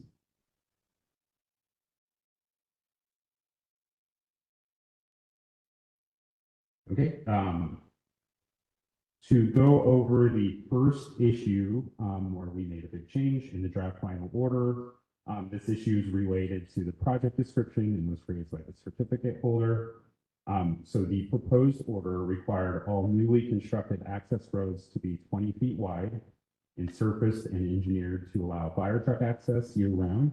These requirements were based on certificate holders' representations that all newly constructed access roads would conform to the Oregon Fire Code. During the public comment review process, the certificate holder provided updated information explaining that fire access is only needed between existing roads and the access gates kind of on the exterior of the solar arrays themselves. They also pointed out that, or noted that the water tank locations which are currently inside of the solar arrays would be moved to the exterior. They requested that they have the flexibility to use 16-foot access roads inside of the solar arrays. So I have a map to kind of show what that looks like in a second, but I did just want to note that I did have a brief call with Chief Burbank at the North Sherman Rural Fire Protection District, which would be providing wildland firefighting services to the site. He confirmed that the RFPD was aware of the changes and comfortable with them. He did specifically mention that the RFPD would not be entering into solar array areas. They would be focusing their wildfire suppression efforts from the perimeter, outer perimeter. And he confirmed that their vehicles, since they do typically respond to wildfires, they have tactical wildfire suppression vehicles, they have off-road capability. And he was pretty confident that they would be able to navigate around the exterior perimeter of the site based on the kind of clearances provided. If I could get the next slide. So it's a little difficult to see, but in this slide it shows kind of existing county roads going west to east in that bright blue color.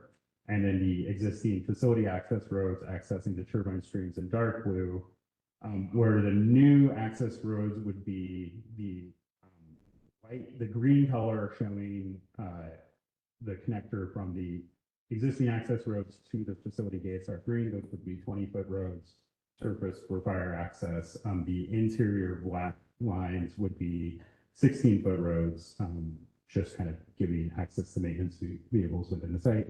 I did want to just note on this slide, it shows the revised substation and that's location that I'll be talking about later in my presentation towards the bottom of the screen. And that would also be served by a 20-foot fire access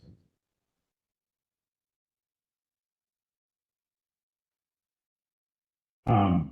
So I didn't mention it clearly, based on the feedback from the Rural Fire Protection District, the department is recommending that the council amend the project description to authorize the changes to road dimensions and grant that flexibility. Okay, not seeing any questions, and please, if the council does have any questions or comments, just interrupt me. Just really briefly, was that recommendation in writing? I know you had a conversation with the rural fire department, but was there a written confirmation? We did not receive written comments from the Rural Fire Protection District, so that was just a phone call. Thank you.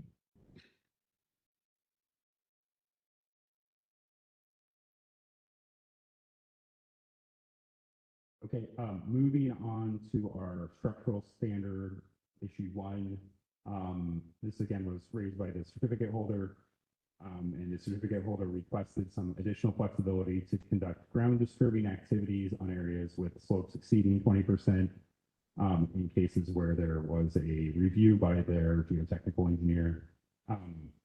So I wanted to note that existing condition 68, which is in the site certificate that's in place now for the wind facility, requires the certificate holder to avoid risks to public safety from non-seismic hazards at the site, which, along with seismic hazards, are identified and evaluated in pre-construction geotechnical investigations that are required to be performed and submitted prior to construction under other various site certificate conditions that are in every site certificate.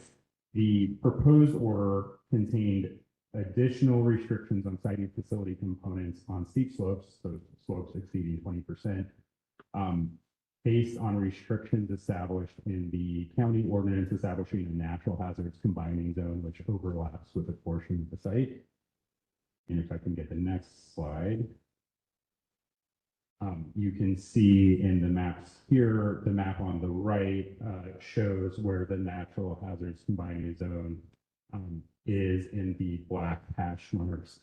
Within the proposed micrositing area, it's really limited to the slopes along Bigelow Canyon in the northeastern portion of the micrositing area. On the left, you can see an updated site plan that we received during the comment review process that shows the most recent site layout overlaid with areas within the site where slopes do exceed 20%.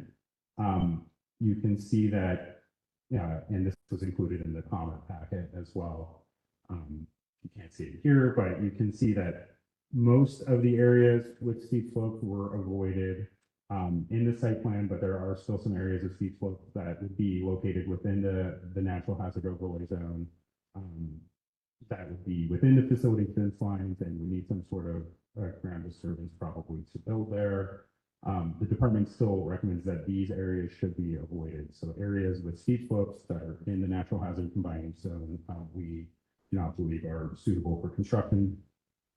So we are recommending that that restriction be maintained in the site certificate, but there are also a few isolated areas of where that are outside of the overlay zone, but slopes do exceed 20% that we believe are less problematic, less likely to contribute to problems in the tributaries themselves, that we think that the same flexibility should be granted there.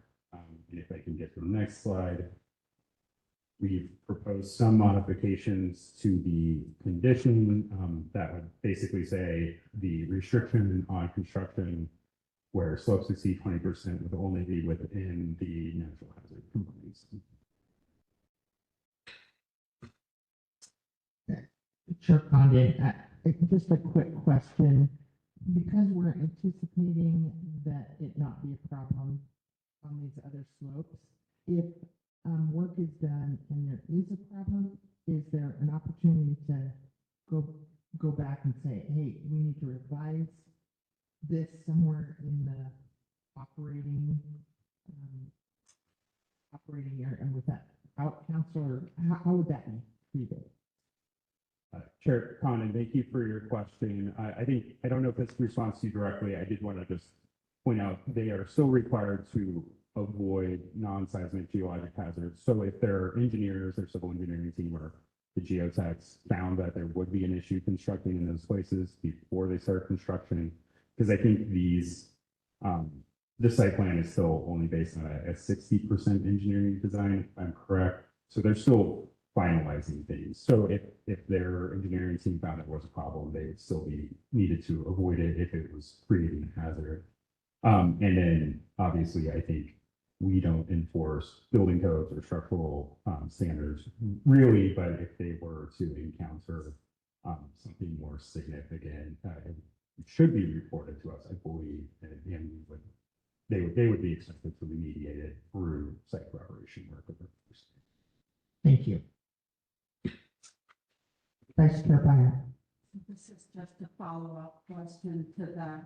Does this condition need to be modified to specify that engineering report anytime you're over 20% slope?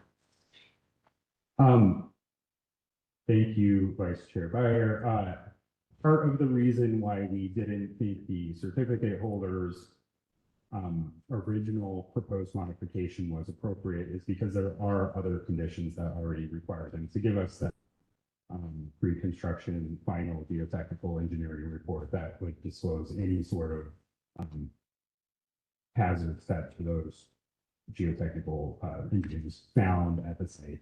So, that is required to be a SAMP report. It's prepared by a third-party expert. So they would be doing a much more thorough evaluation than what's kind of contemplated just as far as this little issue. Thank you, and thank you for recognizing the county's natural hazard combining zone. I think that's an important language proposal by staff. Thank you.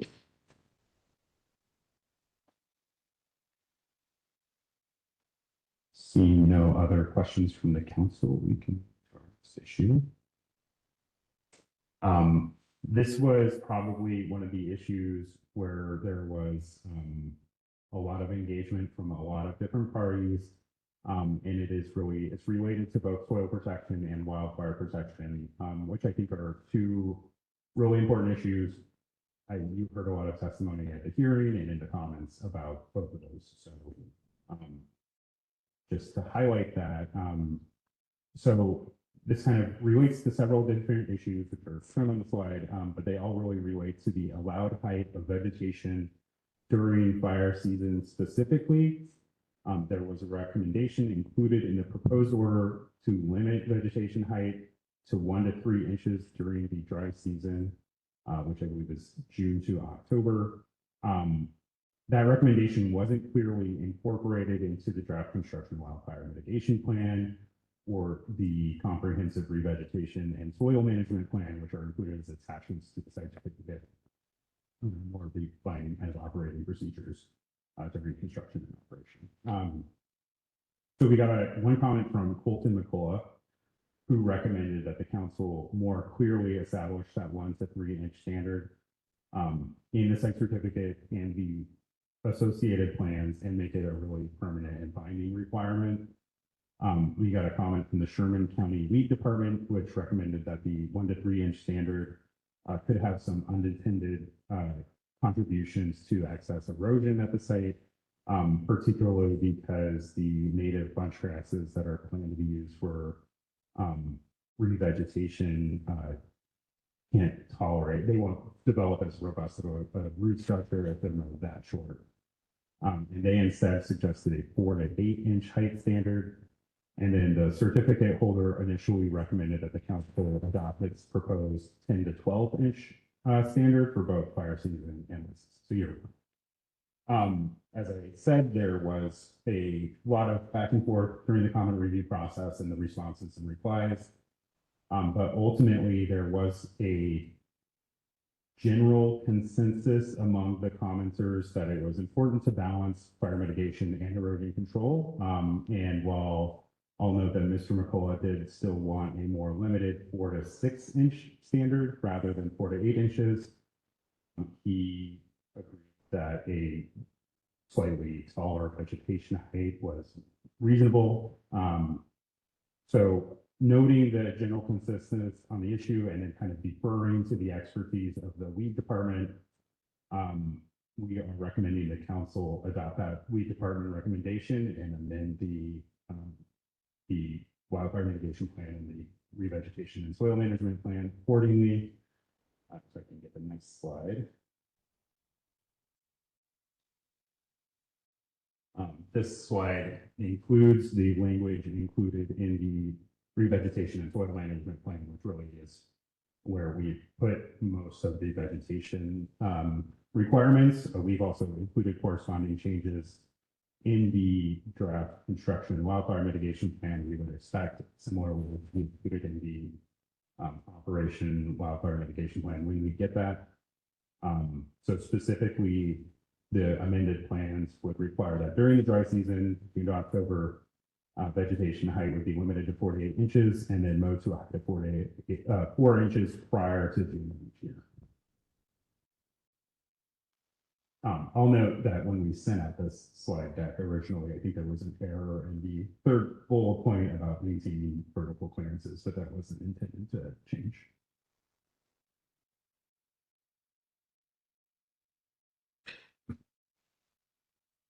Chair Condon here, just with a question related to, because this is in the, under the wildfire mitigation plan and a condition, and it looks like it's for the life of the facility.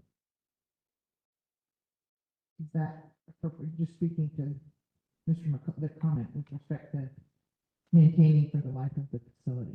How, I'm presuming it is for the life of the facility. This requirement. Chair Condon, this would be incorporated into the comprehensive revegetation and soil management plan, which will be in place for the life of both construction and operation.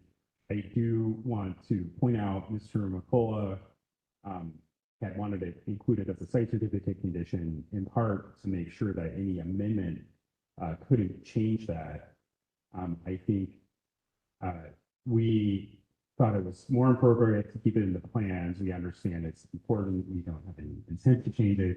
I do say that most of these sorts of things have been put in the plans to kind of allow for adaptive management. So if there is a problem with a really specific technical aspect of vegetation management or revegetation and things need to change, you know, those plans are meant to be living documents. So that is a point of discussion. I want to be very clear. We don't have any intention to change that. I think we would review whatever the record is if any changes were proposed, specifically with regards to this particular aspect of vegetation management. But we don't have any, but we do recommend that it is appropriate to include it in the plans. Thank you.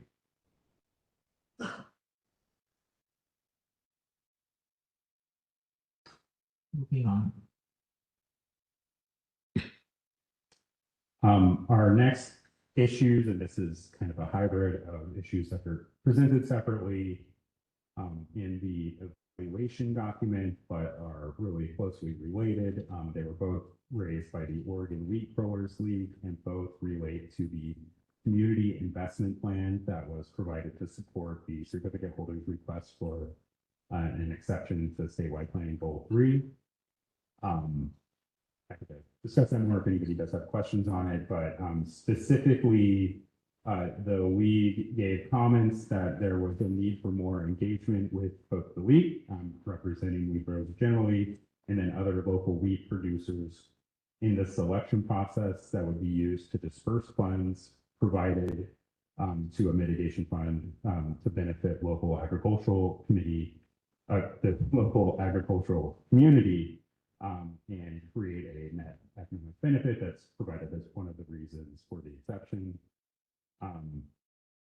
So based on the comments, which there were several comments related to this, but we're recommending 2 changes to the community investment plan specifically. So first, we're recommending that a Oregon Wheat Growers League representative be added to the selection committee that that proposed projects that to receive the mitigation fund. The certificate holder indicated that it agreed with that change in its responses. The second change is that we're recommending that agrivoltaics research be removed from the list of pre-screen projects that wouldn't have to go through the selection process to get funding. That pre-screen list includes a few things. I think direct payments to farmers is on there, wildfire mitigation funding to local rural fire protection districts, weed control, things like that. We are not suggesting that agrivoltaics research isn't worthy of funding. This has nothing to do with the merits of those proposals. It's just that both the league and the certificate holder agreed that that additional engagement, stakeholder engagement, would be appropriate. And it is kind of inconsistent with the structure of the plan as proposed to have a pre-screened project be contingent on additional work being done in its development. I also just want to point out that furthering agrivoltaics research continues to be one of the selection criteria that can be used to demonstrate a project is eligible for funding. So there's still a pretty clear pathway for such a project to move forward through this process. It's just has to go through basically the normal process rather than having a preferential spot.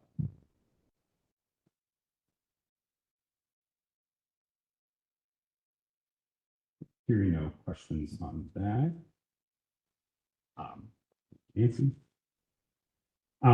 So our next, and I'll make this one brief. Our next issue is related to the Fish and Wildlife Standard. The certificate holder had requested additional flexibility on a requirement to complete initial vegetation clearing in Category 2 habitat prior to the critical period for ground nesting birds. That requirement is established in the Comprehensive Revegetation and Soil Management Plan. We did consult with ODFW about this and are recommending against making the requested change. ODFW's position was that the clearance surveys aren't always reliable and that it's a better outcome for the birds to just discourage them from nesting in the first place. They really did want this restriction on initial removal of vegetation and substrate, nesting substrate, to happen either before the critical nesting period or after. So there's approximately 21 acres of sagebrush steppe habitat within the micrositing area that's considered to be Category 2 habitat. We understand that's not an insignificant amount of land to cover, but we believe that there should be opportunities for the certificate holder to stage their vegetation management crews or activities in a manner that does comply with the requirement. So by either getting out there now and conducting their initial vegetation clearance or waiting until after September.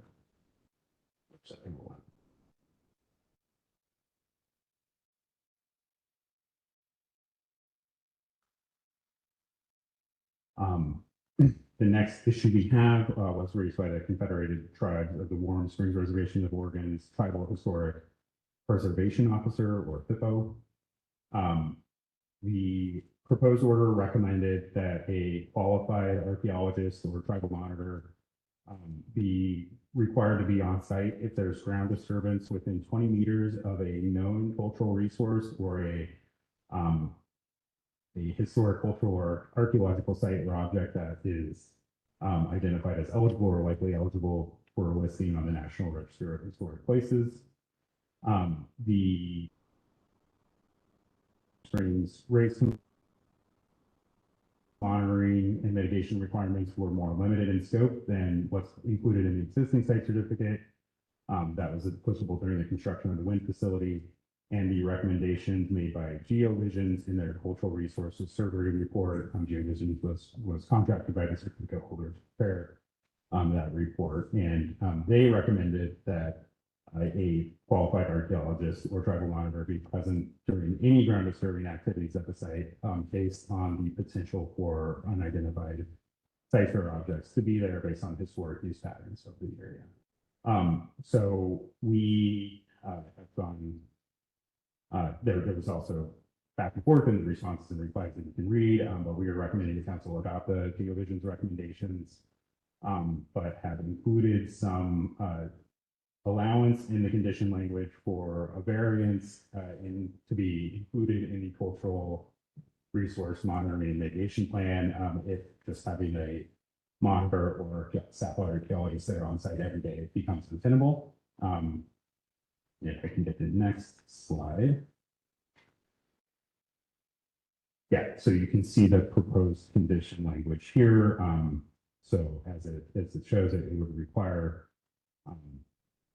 monitoring during any ground disturbing activities, but allows for exceptions to scope and frequency, subject by the department in consultation with the configuration.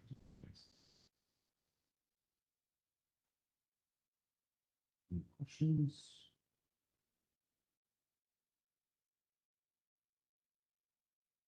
Okay, my final issue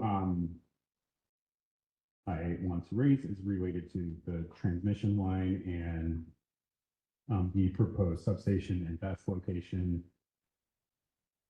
This would result in changes to the project description, as well as a mandatory condition. Council is required to, when the council approves the transmission line, you're required to specify a corridor and allow that transmission line to be basically proposed within, I think it's a 150-foot corridor, to be misquoting that, but the certificate holder had initially proposed a location for the collector substation, and the proposed vest that's shown on the left-hand side of this image, that would result in a 600-foot 230 kV overhead transmission line disconnecting the substation to the existing Bigelow Canyon substation that connects with the BPA grid there. They found some technical issues with that location during the more enhanced 60% engineering review and have proposed to move the substation and that's to a new location, which is shown on the right picture. It's a little to the south in an area that in the request for amendment is identified as being part of a solar array.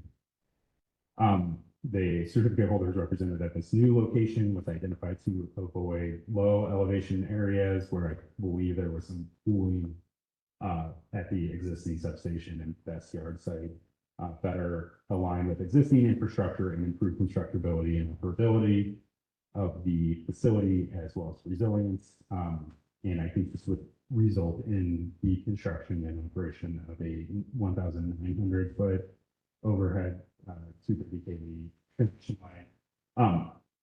So if I could get the next slide.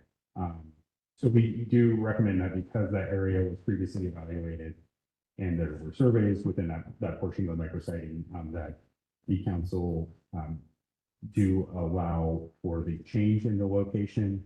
And I just wanted to point out that there are existing site certificate or recommended site certificate conditions that would require, you know, an updated site plan, an updated retirement estimate, acoustic modeling, that's something to be provided prior to construction. I think their original design monitoring did not show that there would be any exceedances of the council standards for EMF, and that wouldn't necessarily change because of the change in location of the line.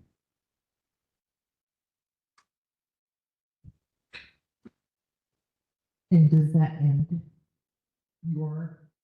Yes, Chair Condon, that does conclude my portion of this presentation. And I'll turn it over to you to deliberate your options on the screen here. As I said, I'm happy to answer any other questions or bring anything up that the council wishes to discuss otherwise. Well, thank you very much for that summary of comments and responses. Very helpful in reading it and then seeing it and hearing it. So it's quite good. Now, any questions, comments from council members? Vice Chair Byer. Just an observation, this is probably the most complex amendment decision we've had under the new amendment rules.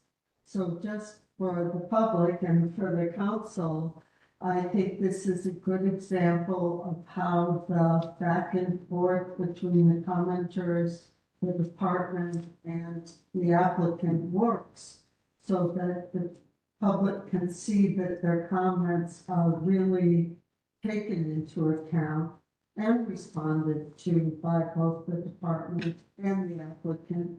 I think it's a good indication of how this new amendment review process works. So kudos for responding to all the comments. Thank you to the public for taking the time to give thoughtful comments and for the applicant to work to respond and come to some agreements. I think it's a great example. So thank you. Any other comments or questions? Counselor Devlin. Do we go to Counselor Devlin first? I'm just prepared to make a motion. Oh, okay. Yes. I was just wondering about the changing the location of that substation and requiring the updated site plan. If that goes back to any kind of a local land use review. Thank you, Councilmember Perry.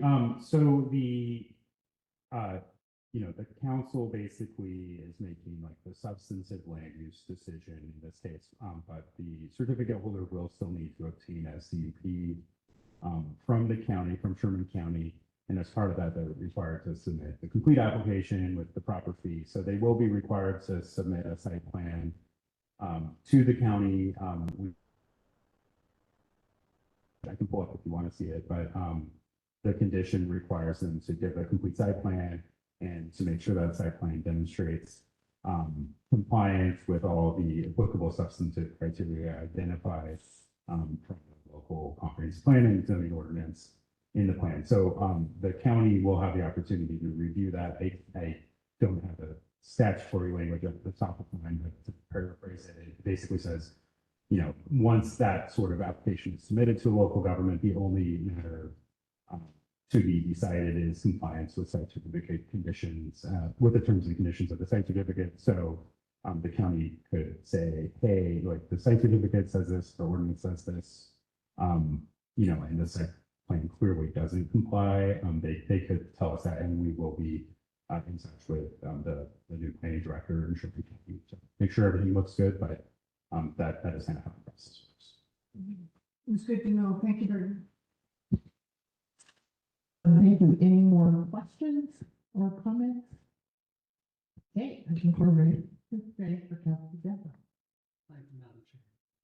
Chair Condon, I move that the council issue a final order approving the certificate holder's request for amendment 4 to the site certificate for the Bigelow Canyon Wind Project, utilizing the department's draft final order as the basis for the final order, and issue the 4th Amendment site certificate consistent with that final order.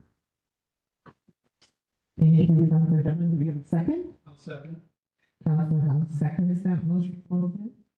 Any further discussion? I think we're ready for the vote. Richard Devlin.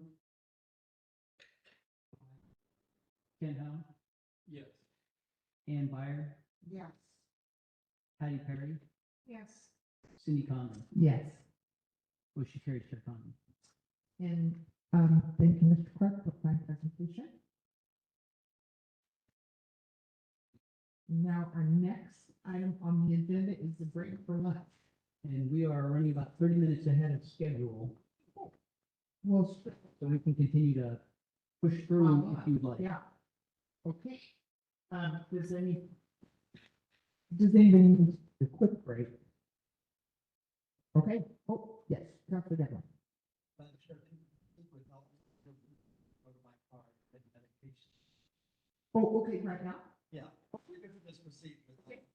All right, thank you. And welcome. So the next item on the agenda is the Klamath Cogeneration Facility Amendment 6. And it's a request to waive an in-person public hearing, and this is an action item. And Todd Burnett, Assistant Director and Council Secretary, will start us off. Thank you, Chair Condon. Next, move forward the slide, please. So to center on what's on the slide, so you have a staff report, and essentially the information that's in the slideshow, it details in more, will provide more detail, but briefly, you know, the Climate Cogeneration Facility is an operational natural gas fired facility. It's in the vicinity of Klamath Falls. It's been approved since 1997 and been in operation shortly after that. So it's been around for quite some time. And the certificate holder is Avangrid Renewables. Next slide, please. So we've received the request for Amendment 6, and it's a very limited amendment. So this is one of these elements where this condition has been in the site certificate since the beginning. And, you know, we've had kind of the conversation, you heard this from the compliance staff members, that, you know, we're having the resources to spend more time and conduct more analysis on the site certificate conditions. This is an example of this condition has never been met. It's been in the site certificate since 1997. And as it was written, it's not been met. And so in the last several years, we've identified this to the certificate holder that you either need to meet this condition as it is written, or you need to propose an amendment. And ultimately, they decided to propose an amendment, which, you know, is an appropriate path. So we've received the amendment. We're still incomplete. There were some issues of the information that they provided regarding the adjacent property owner notification. So we're still kind of working through that with them. But the substantive nature of the amendment is still the same. That's not going to change. And you can see on the slide the existing condition and then the language that they're proposing to strike. And it is related to the cooling tower and the use of the kind of blow down water for that, and whether they can use that in sort of recycling kind of manner or not. So, and I'm not intending to get into any kind of substantive evaluation of the amendment. That will come later. We've not even done that ourselves yet. This is really still at the very beginning. What I wanted to highlight with this slide is just so you could see this is the proposed change. It is related to this. You know, it's probably related to two standards, which we will evaluate, but this is the nature of the proposed amendment. So Nancy, you can forward the slide, please. Just Chair Cohen. It caught my eye that the boiler blowdown, then it goes straight to discharge to the city of Klamath Falls. I mean, is that what's meant there, or does it mean the boiler blowdown shall be discharged? Yeah, so shall be discharged. So shall be is struck out, and it needs to be in there, I think. Oh yeah, so that's something we can look at. Yes, thank you for identifying that. That may be something that they put in that maybe need to be altered, or that we mistakenly put in. I'm not sure, but yeah, no, I see your point, Jeff. Thank you for clarifying or for pointing that out. Nancy, next slide, please. And so really what we're getting to is this administrative rule, 345, 027, 0367. And so these are, just like we were talking about, you know, Vice Chair Fire was talking about the new amendment rules and how they apply towards the comments and response to comments and the SIR replies. You know, this also is a new one. So you have eliminated the type B review. So everything is just the default amendment review, which if you recall, under type B review, there was only a written comment period. There was no opportunity for a public hearing. It was just a written comment period. That was eliminated, the type A, type B. And so by default, all amendments have a public hearing. We think that's a good thing. And by default, those public hearings need to be in front of council and also within the vicinity of the project location.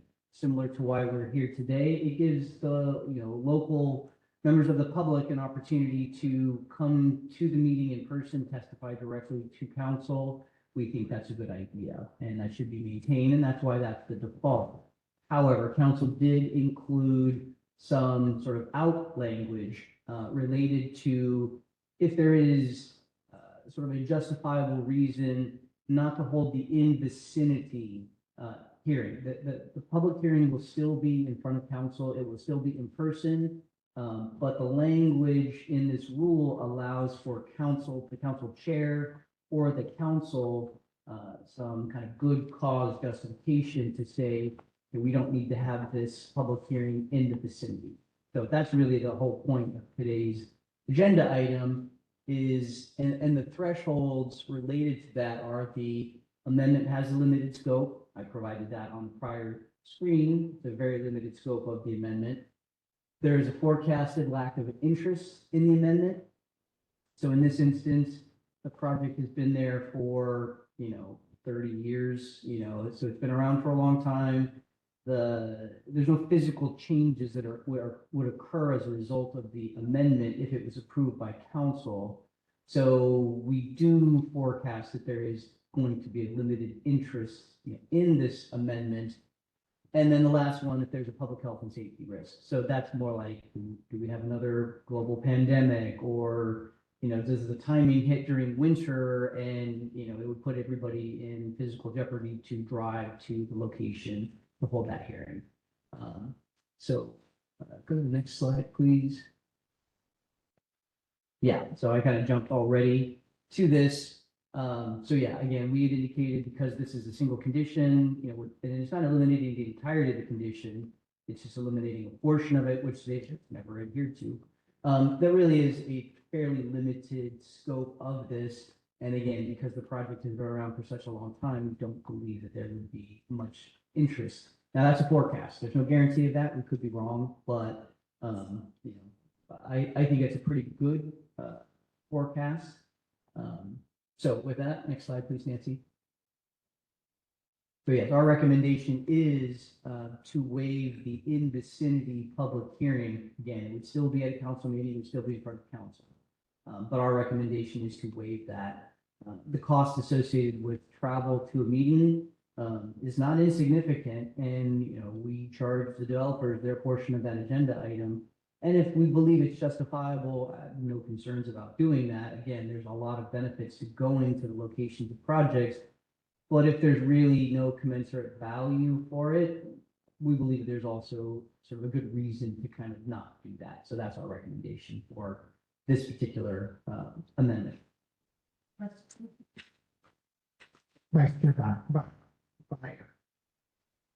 Just a quick question, and it's not listed as one of the criteria, but if a facility had been operating for a while and there were unrelated issues with its operation, would that change our mind? It sounds like this facility has been operating without issues, but if there had been issues, even unrelated to the amendment, would that change our decision?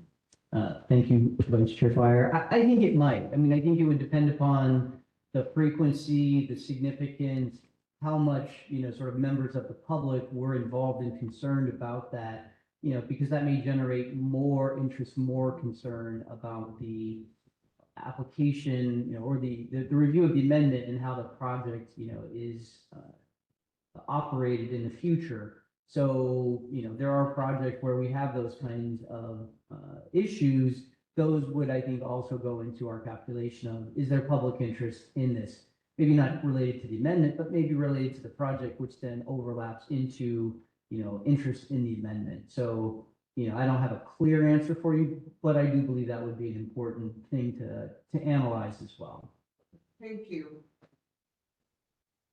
Thank you. So any further discussion? I do have a comment, but does anybody else have further items related?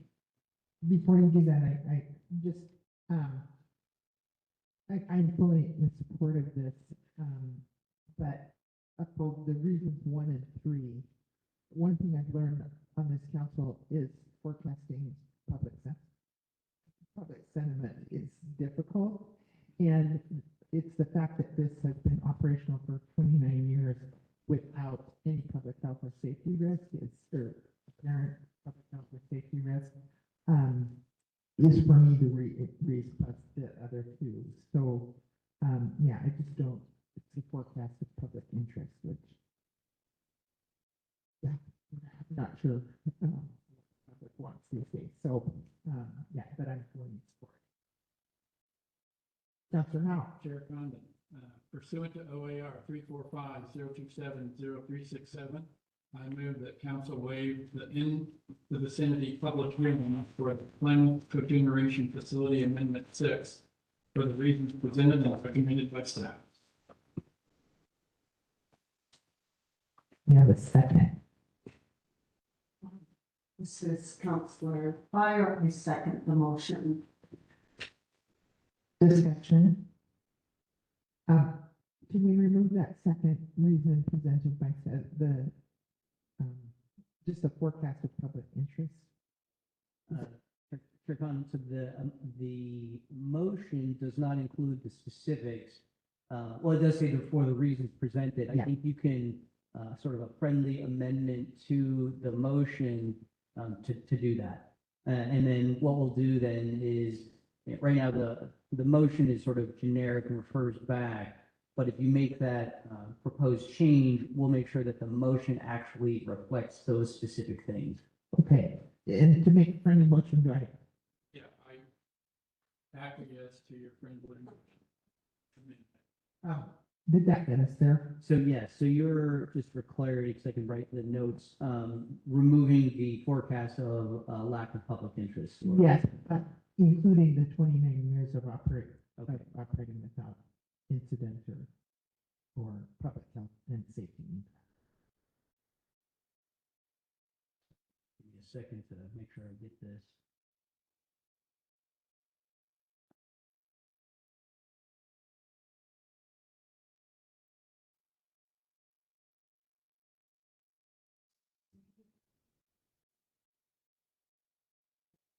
I think I got the concept, and I will clean up that language, but I'll make sure that that's reflected in the motion.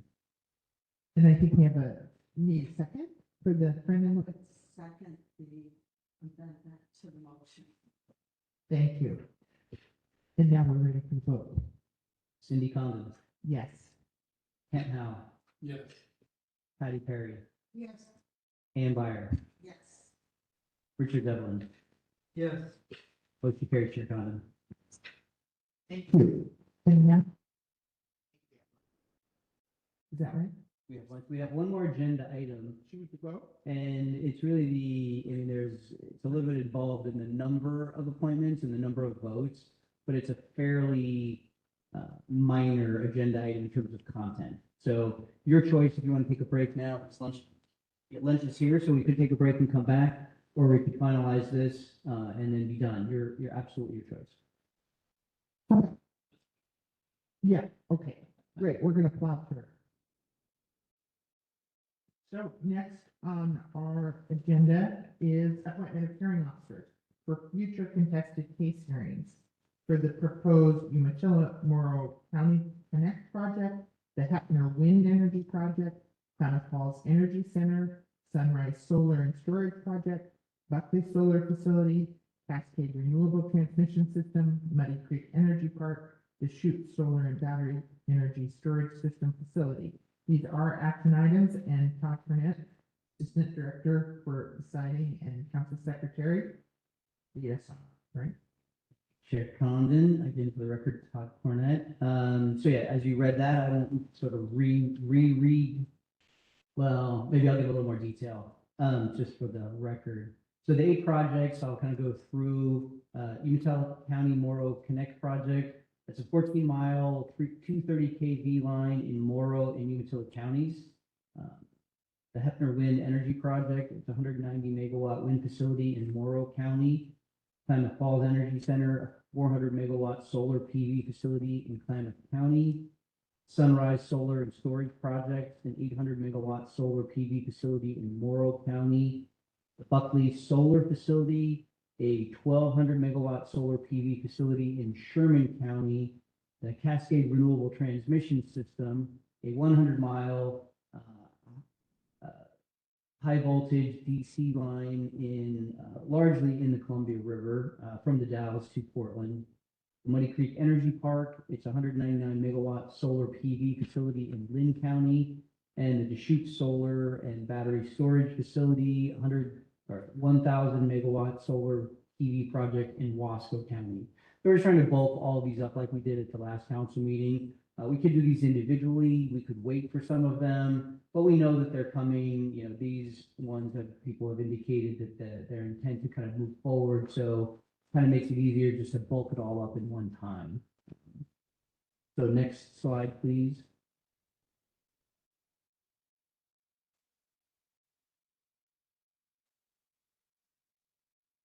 All right, so the appointment of hearing officers is required under your rule, that's 345-015-0320. So this is where a hearing officer will conduct the contested case proceeding step in the application process. The Oregon Department of Energy and on behalf of the Energy Facility Siting Council has a contract with the Oregon Office of Administrative Hearings to allow use of their administrative law judges in your contested case process. If you looked at the rule, you could appoint anybody. You could appoint one of council members. That's actually listed. You could appoint a member of the Department of Energy. In the past, we had contracted with independent attorneys who either did hearing officer work. That's not untypical in kind of the land use realm. But in the last decade or so, we've contracted with the Office of Administrative Hearings.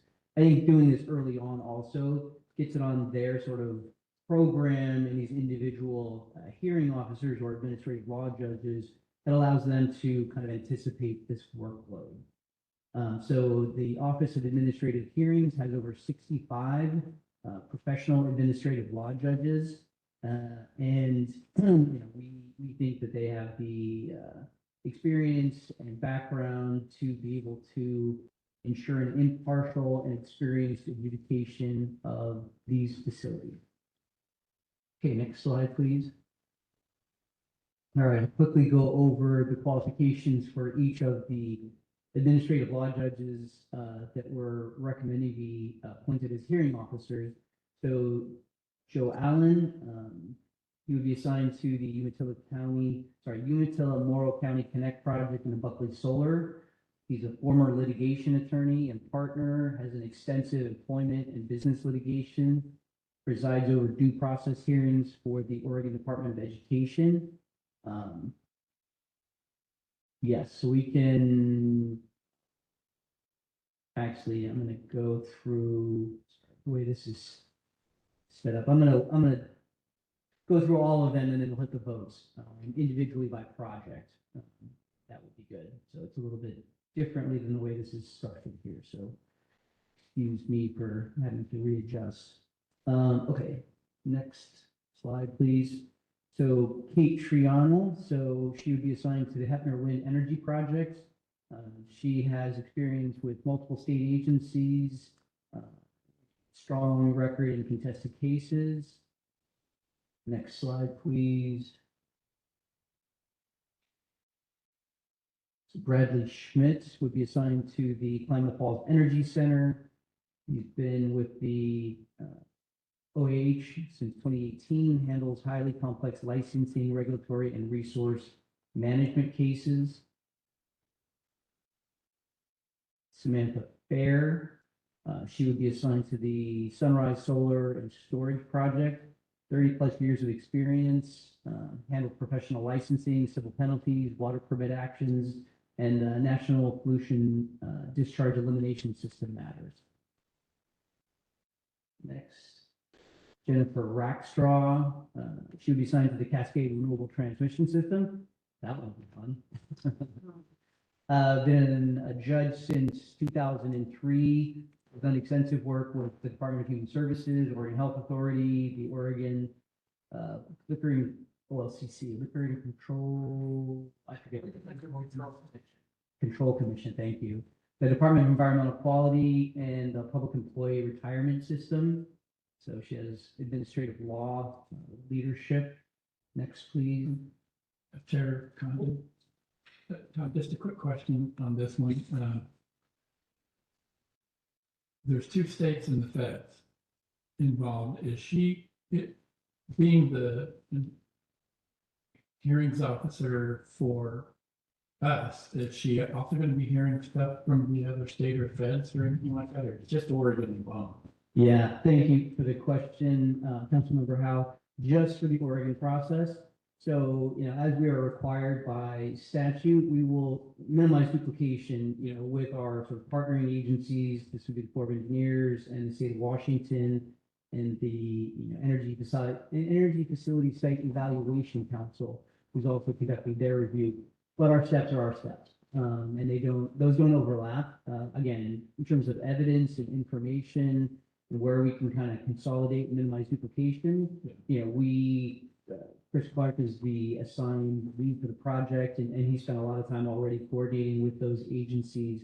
But when it comes down to that, they still have to go through the entirety of the steps of our process. So she would be the sole hearing officer. For us, that would not translate into, and I'm not even familiar with the details of, I don't believe there's a hearing officer required for the NEPA process.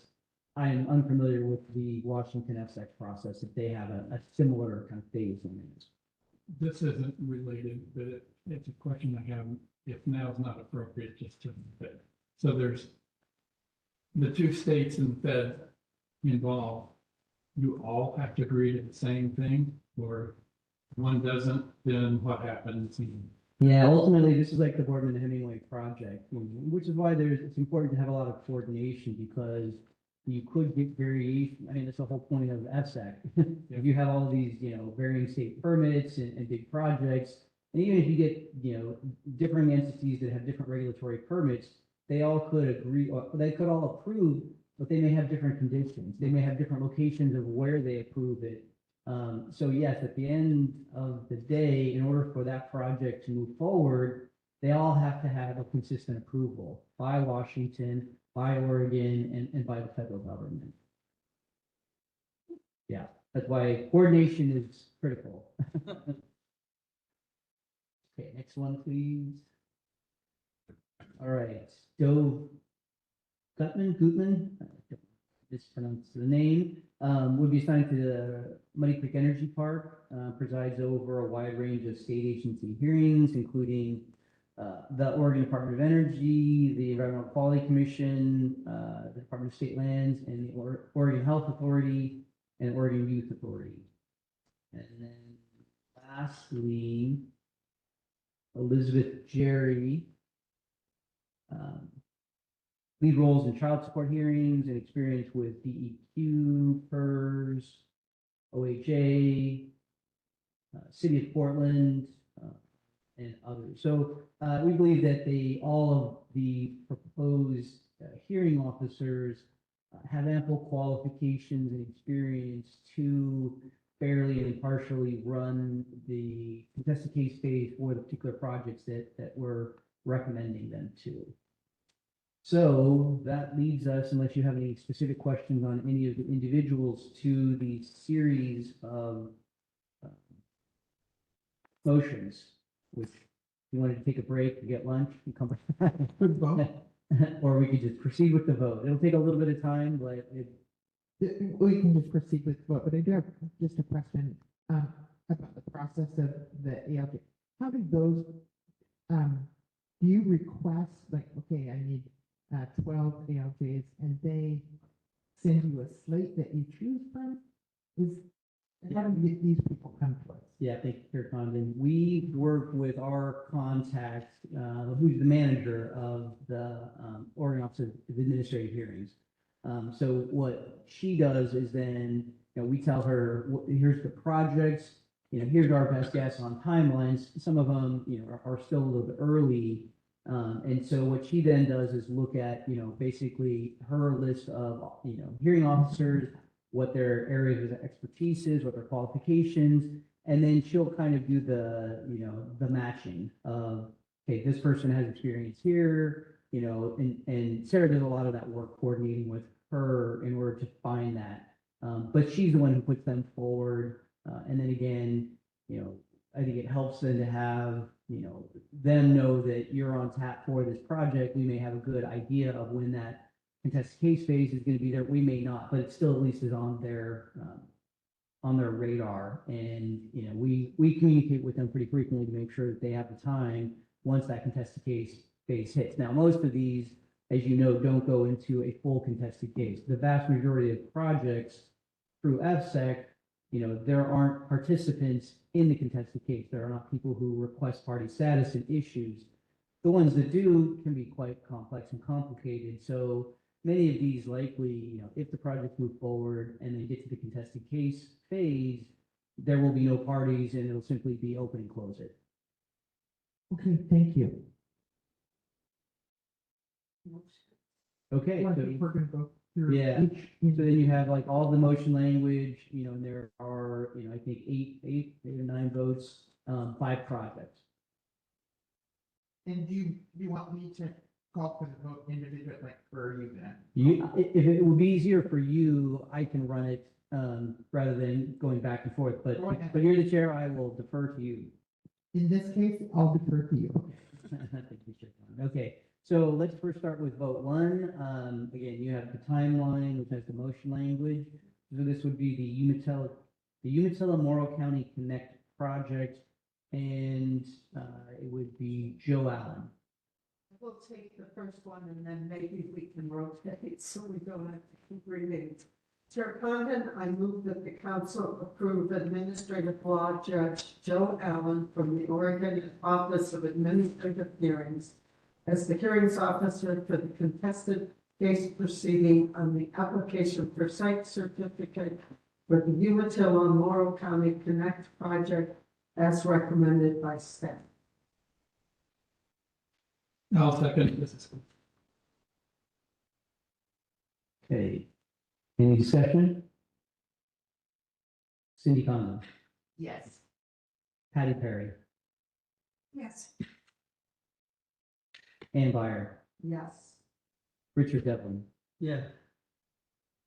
Ken Hack. Yeah. Motion carries, Chair Condon. Okay, moving on to vote number 2. This would be the Hefner Wind Energy Project, and this would be Administrative Law Judge Kate Trione.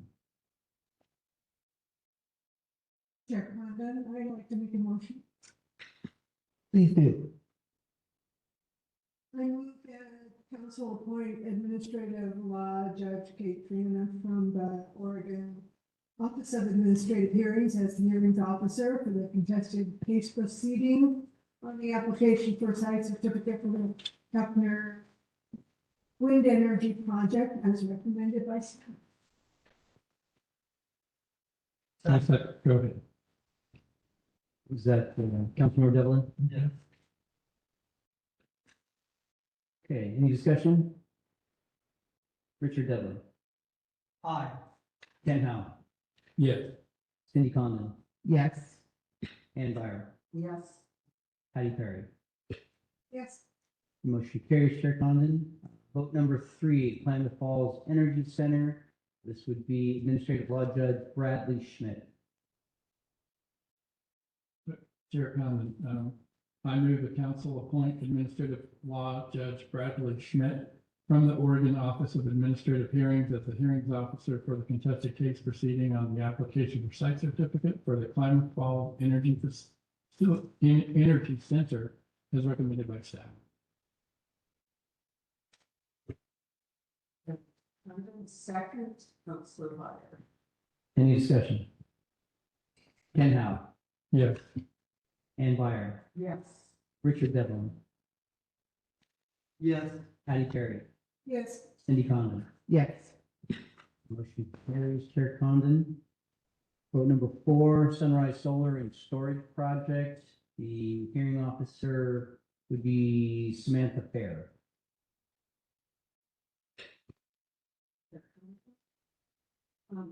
I move that the council appoint Administrative Law Judge Samantha Fair from the Oregon Office of Administrative Hearings as the hearings officer for the contested case proceeding on the application for site certificate for the Sunrise Solar and Storage Project as recommended by staff.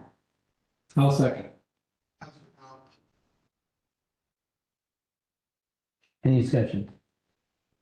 Ann Byer, Yes. Cindy Conlon, Yes. Richard Devlin. Yes. Kent Howe, Yes. Patty Perry. Yes. Motion carries, Chair Condon. Vote number 5, the Buckley Solar Facility. This would be, again, Administrative Law Judge Joe Allen. Madam Chair. Yes. Chair Condon, I move that the council appoint Administrative Law Judge Joe Allen from the Oregon Office of Administrative Hearings as the hearing officer for the contested case proceeding on the application for site certificate for the Buckley Solar Facility as recommended by staff.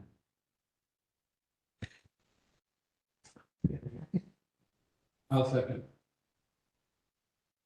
Any discussion?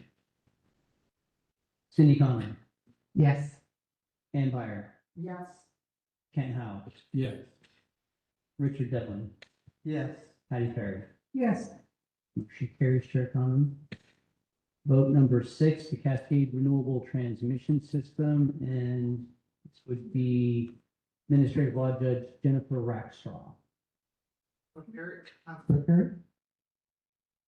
Chair Condon, I move that council appoint Administrative Law Judge Jennifer Rackstraw from the Oregon Office of Administrative Hearings as the hearings officer for the contested case proceeding on the application for site certificate for the Cascade Renewable Transmission System as recommended by staff.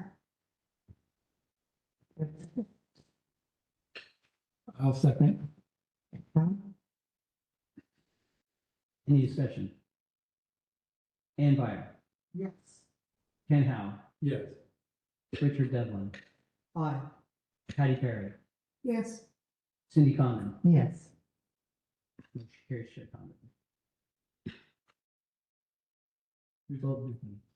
Vote number 7, the Muddy Creek Energy Project. This would be Administrative Law Judge Dove, I want to say Gutman.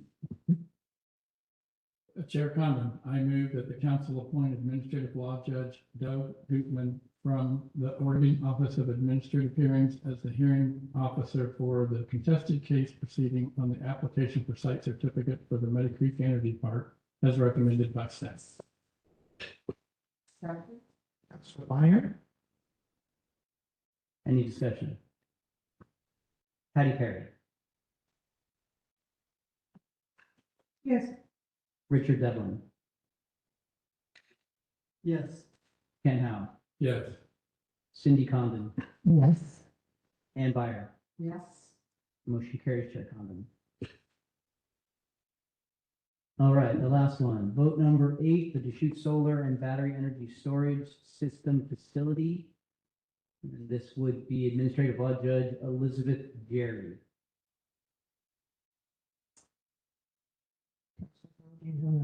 Sure. Chair Condon, I move that the council appoint Administrative Law Judge Elizabeth Jerry from the Oregon Office of Administrative Hearings as the hearings officer for the contested case proceeding on the application for site certificate for the Deschutes Solar and Battery Energy Storage System Facility as recommended by staff. Second. Councilor Byer?